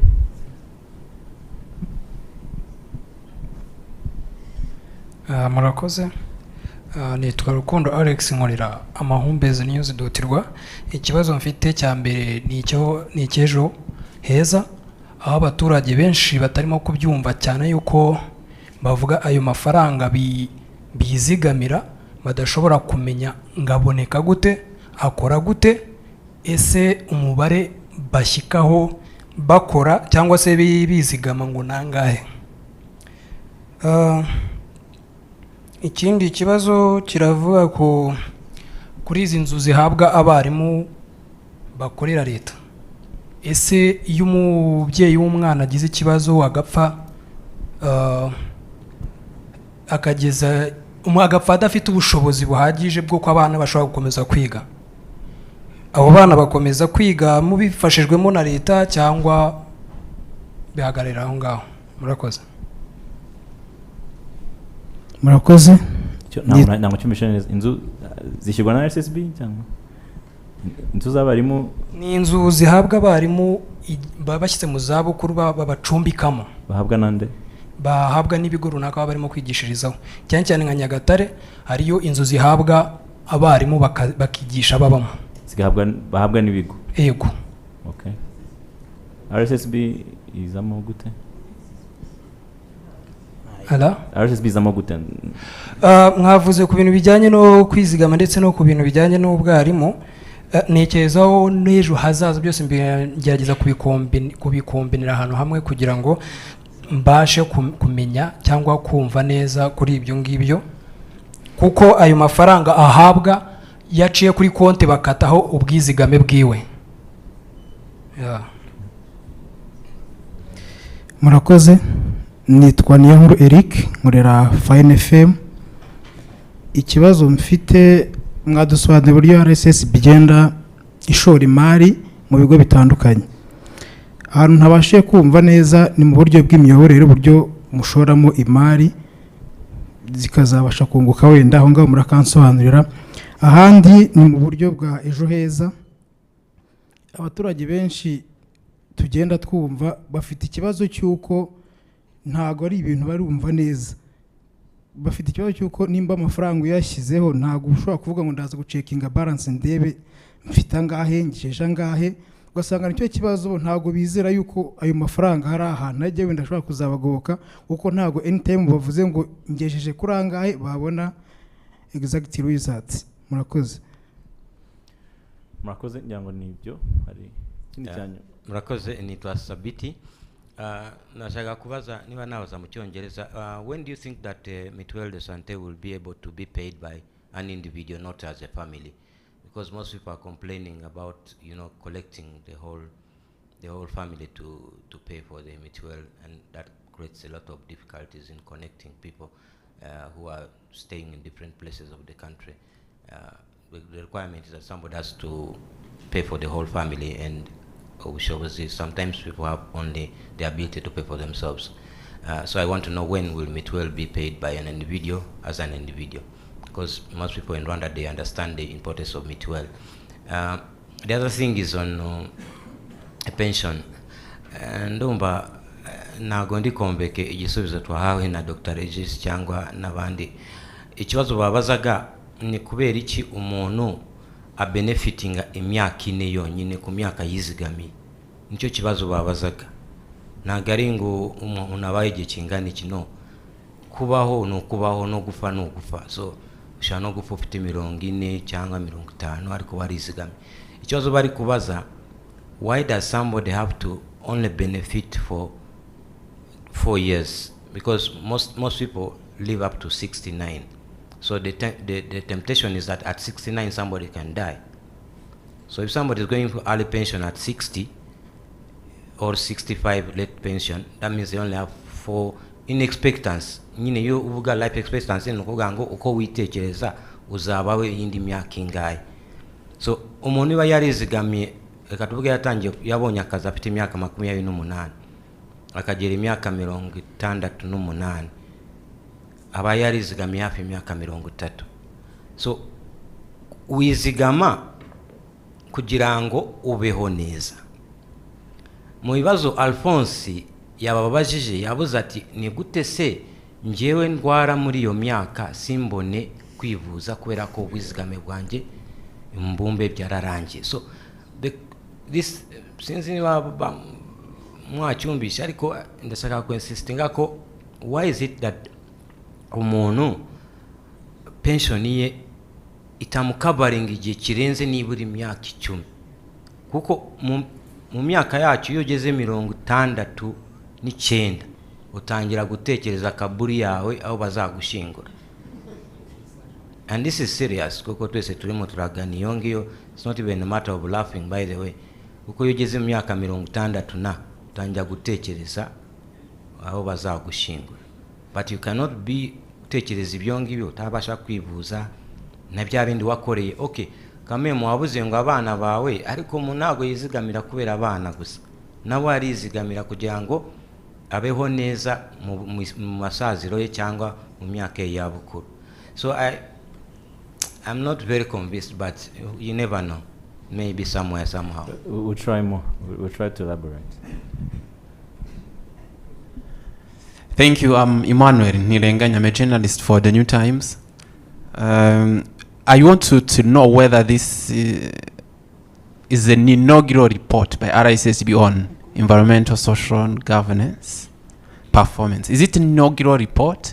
And you could tell us whether RSSB is making maybe a shift in its investment portfolio on where it's venturing. Is it going to maybe, was there any area RSSB was investing that was not environmental friendly, like in the given companies, and you're going to like stop funding such projects? And talking about RSSB performance, RSSB CEO said that the fund is healthier and it has been generating profit on its investment.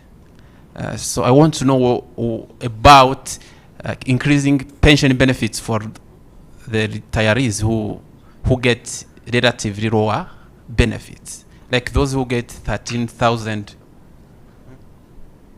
like the pensioners who get like 13,000 Rwanda francs per month as benefits. Is RSSB like planning to increase their benefits in a given period so that their lives, their welfare can be improved? Thank you. Good, thank you. I think that closes the round of questions we had.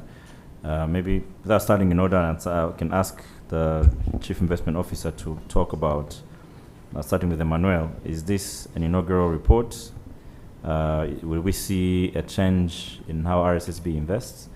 Maybe Philippe can address that. Then myself and Deputy will take the rest.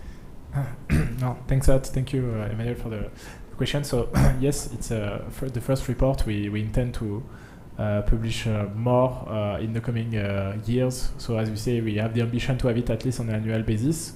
Meanwhile, we'll be working to make sure that we get the most of the data that we are gathering, and that we can put interesting insights into this report. Regarding the impact on the portfolio itself, I think first of all, from our perspective, the idea, as I was saying, is we stand at a certain point currently, and we want to make things better. So I think that first of all, what we want to do is within our existing portfolio to improve the way things are done within the portfolio.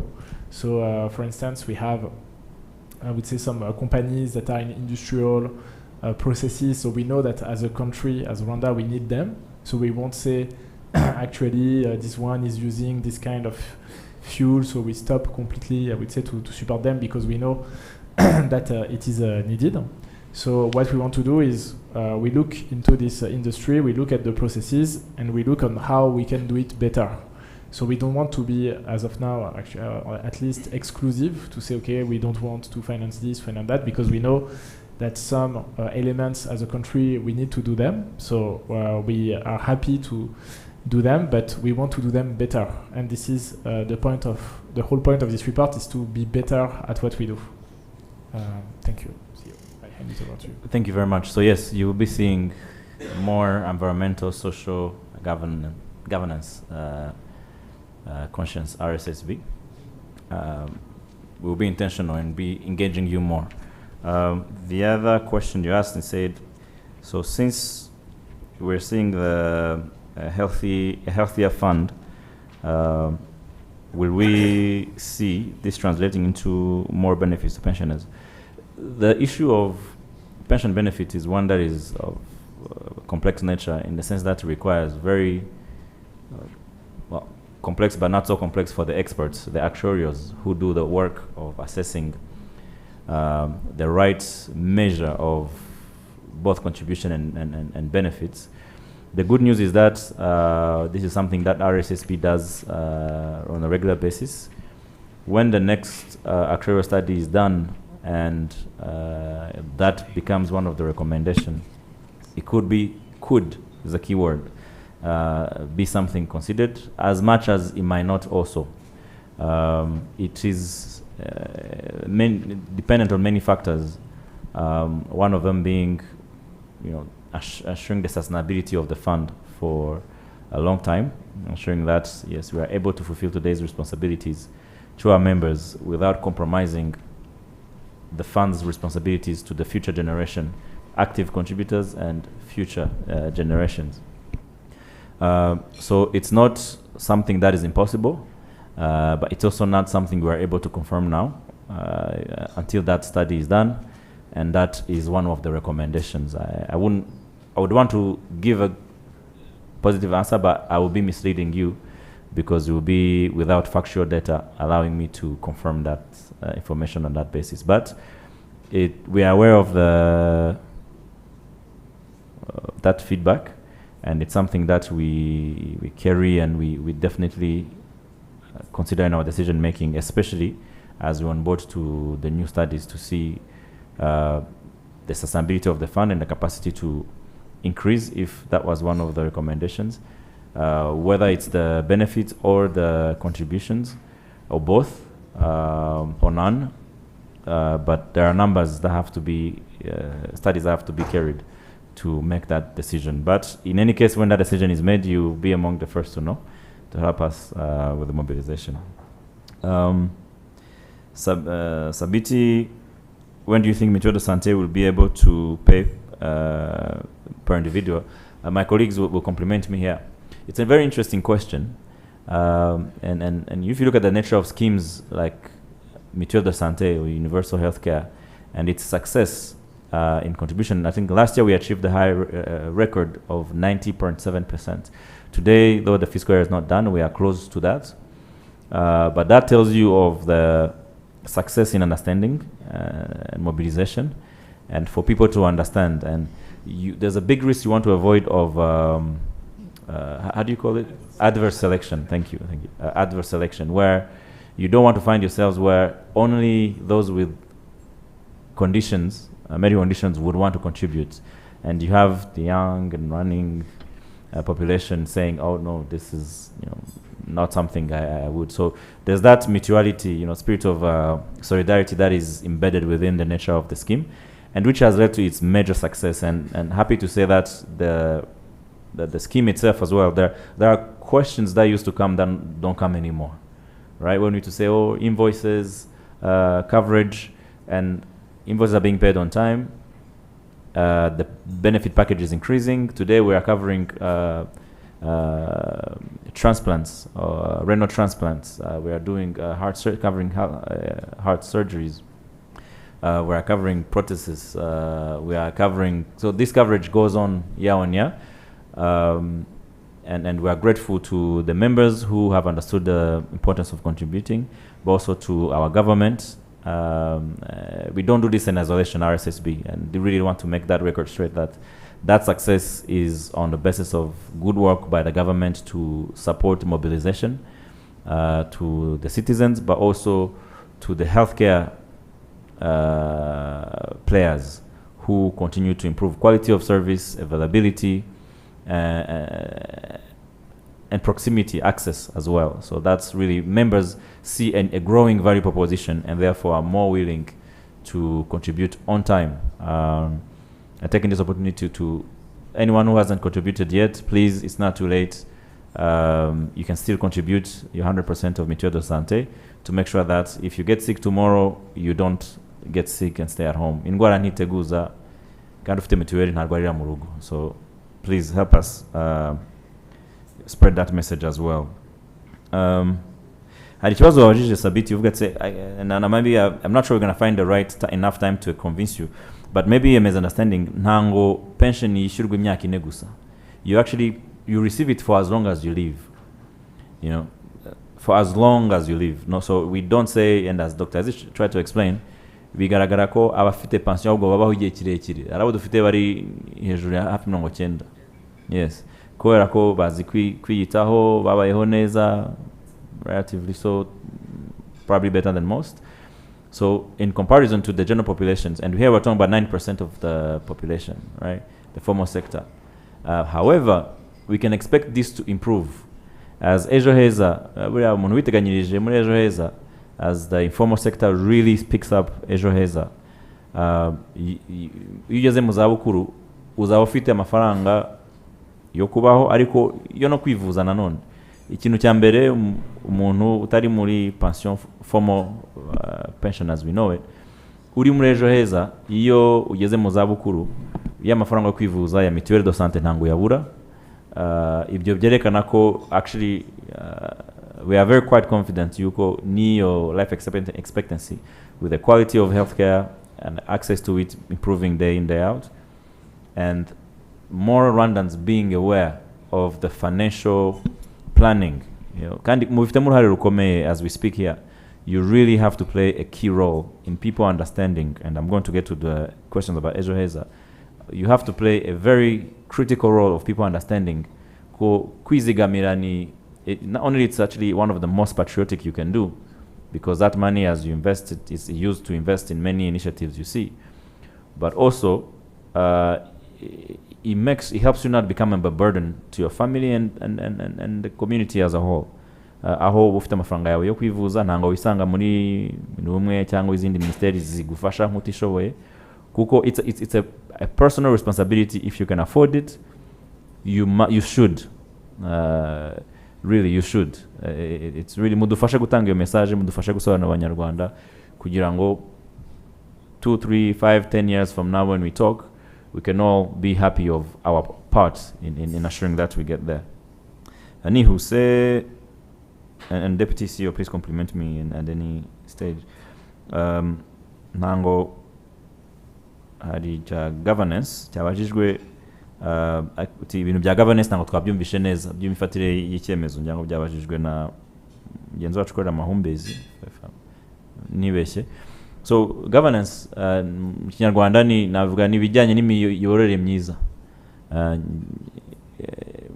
Muri bino twavuze nyuma y'amafaranga and return on investment hazamo kurebera muri abibungabunga ibidukikije ariko nibyubaka umuryango nyarwanda ukwiye, healthy and prosperous social community. Ubu buryo bwifata byemezo nabwo ni ngombwa cyane. Kumenya ko cyangwa gushyiraho uburyo ibyemezo bifatwa mu bigo RSSB yashoyemo imari ni ikintu cy'ingenzi kugira ngo hatabamo akarengane, hatabamo ruswa, hatabamo kudatangaza amakuru. One of the things we really want to do as an organization to be transparent, not just as RSSB but across our portfolio. This is your money. You should know what it's up to, how it's being deployed. Uko ari gukora yubaka igihugu nawe kandi akugirira umusaruro. So your transparency nayo iri mu bintu bya governance, ariko n'uburyo bikorwamo, no money laundering or funding ibikorwa bitubaka ahubwo bisenya. so icyo kintu cya governance niho bijyana. Niyo mpamvu muri RSSB turi involved cyane mu buryo bari mu nama njyanama z'ibigo dushama imari bikorwa, ese bafite ubunyangamugayo, ese bafite ubushobozi, ese bafite expertise muri sector n'iyi y'ishoramari barimo. Ibyo byose byitabwaho kugira ngo imireberere ni oversight, ariko navuga Kinyarwanda kiza muramfasha kwisobanura, oversight ikorwe neza, atari kuva kuri kampani ntoya igitangiye dushyira amafaranga ejo kugeza kuri zino nini za twavuze the BRDs and the BKs and the MTNs and all the others. So ngira ngo mu buryo bugenekereje ngejeje kubisobanura mu Kinyarwanda, ariko nyuma ya hano turangije kugira ngo tureke n'abandi bagende twanabisobanura birenzeho. Anything? Yes. Do you want to take that? Yes. So, hari ikibazo cyiza cyabajijwe ku bijyanye na ejo heza, ngira ngo mwabajije hari abanyamuryango bo muri ejo heza bavuga ko batabona amakuru kuri ku byo bazigamiye muri ejo heza. Ahangaha ni bimwe mu bintu CEO yavuze, aho dufite ibintu byiza imbere byinshi. Ubu ngubu dufite team ya IT professionals bacu bakora muri RSSB barimo kuvugurura platform ya ejo heza. So mu minsi mike rwose tuzaba dufite ejo heza 2.0, completely refreshed, overhauled ejo heza, aho umunyamuryango azaba ashobora kubona amakuru yose, amafaranga yashizemo, uko arimo kugenda byaza umusaruro, inyungu, ukurikije nuko turimo kuya investinga, n'amakuru menshi kuko icyo ni ikibazo twumvise kenshi ku banyamuryango bacu ba ejo heza. Kandi twumva ko ari ikintu, it's a powerful tool kugira ngo gihe umuntu imbaraga zo gukomeza yinvestingamo, abona ukuntu amafaranga ye agenda akura umunsi ku wundi, kandi performance ya ejo heza is very good. Ubu ngubu return on investment is it 11 about 11%, 11 ku ijana ku mwaka compounded. So performance ni nziza, it's one of the best. It's the same as investing muri government bond.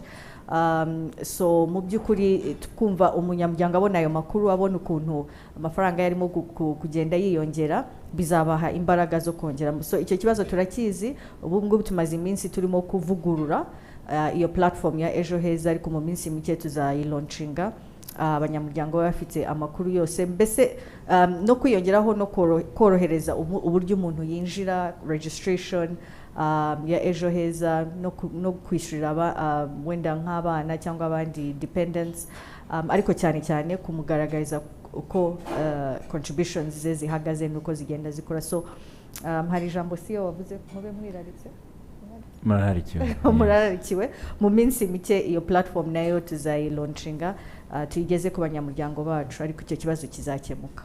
Mwakoze. Thank you Deputy CEO. Kuri akona kongera, nimba uri hano utari muri ejo heza, nyamuneka hari abantu twazanye hano, uve hano wiyandikishije akanyenyeri 506 urwego. Nimba utari muri ejo heza, imwe muri gahunda zose leta yashyizeho, imwe mu nziza ziruta izindi, imwe muri zo ko ni nyinshi nziza, ariko ejo heza nimba utarimo uri kuyihombera pe. So please, before you leave, register. Cyane nimba waba ufite umukoresha udagutangira ibyuzuye, mbere ko tubikemura ube nibura wikorera kawe. Dr. Regis, is there anything you want to add? Hari byinshi byabajijwe? You good? Yes, aza guhura na Sabiti amusobanurire neza. So in closing, hari mugenzi wacu waje ikibazo ntango twakwibagiwe, ariko numva gatari clear. Hari abarimo bahabwa amazu n'ibigo. Maybe let's talk about after that. I'm not sure how RSSB is involved, but if in any case we can help improve the situation, of course we'll be happy to consider mu bushobozi buhari, ariko we are not aware of the scenario you referred to, but mu buryo bwo gushaka ibisubizo, if at all possible with the means available, why not? But to the extent I'm aware of, we are not involved in that situation. Ariko hari ikibazo cyakemurwa na RSSB cyangwa n'abandi bose babifitiye mu nshingano n'ubushobozi. Nyango nibyo, those are all the questions that we received. I really want to sincerely thank you, you spending your day, half of your day with us. I want to renew our commitment. We want to be not only on the what we do and be better and at doing what we are entrusted to do, serving our members at the highest level and the best and most possible outcome, while being mindful of the environment, social, and the governance that goes around it. Emphasizing your role as a media, you are partners on this journey. There's so much we can do, but without your part, udashyizeho akanyu, hari byinshi twakora, ariko mudashyizeho akanyu, ntango twagera aho tugomba kugera twihuse. So turabasabye, tubashimira, please mutugane, kandi ngira ngo igihe cyose muzasaba ibiganiro nk'ibi cyangwa n'ibindi tuzaza, ariko tuvuye aha namwe mudufasha twandinga inkuru zitari allow me to say this, ariko ntimuyifate nabi kuko twese ba professionals, that is just sensational big titles, you know this, but zigisha, sibyo twabemeranya inkuru zigisha, atari just big titles. Abari hano ngira ngo nta mubikora, maybe nabataje ariko sibyo, niko dufashanya, niko twubaka, niko tugera ku banyamuryango ibyo bashaka batwifuzaho, agasoma inkuru nkavanamo isomo, nkamenya uko ejo zikora, nkamenya ko byavuzwe hano urwego n'imigabo n'imigambi ihari,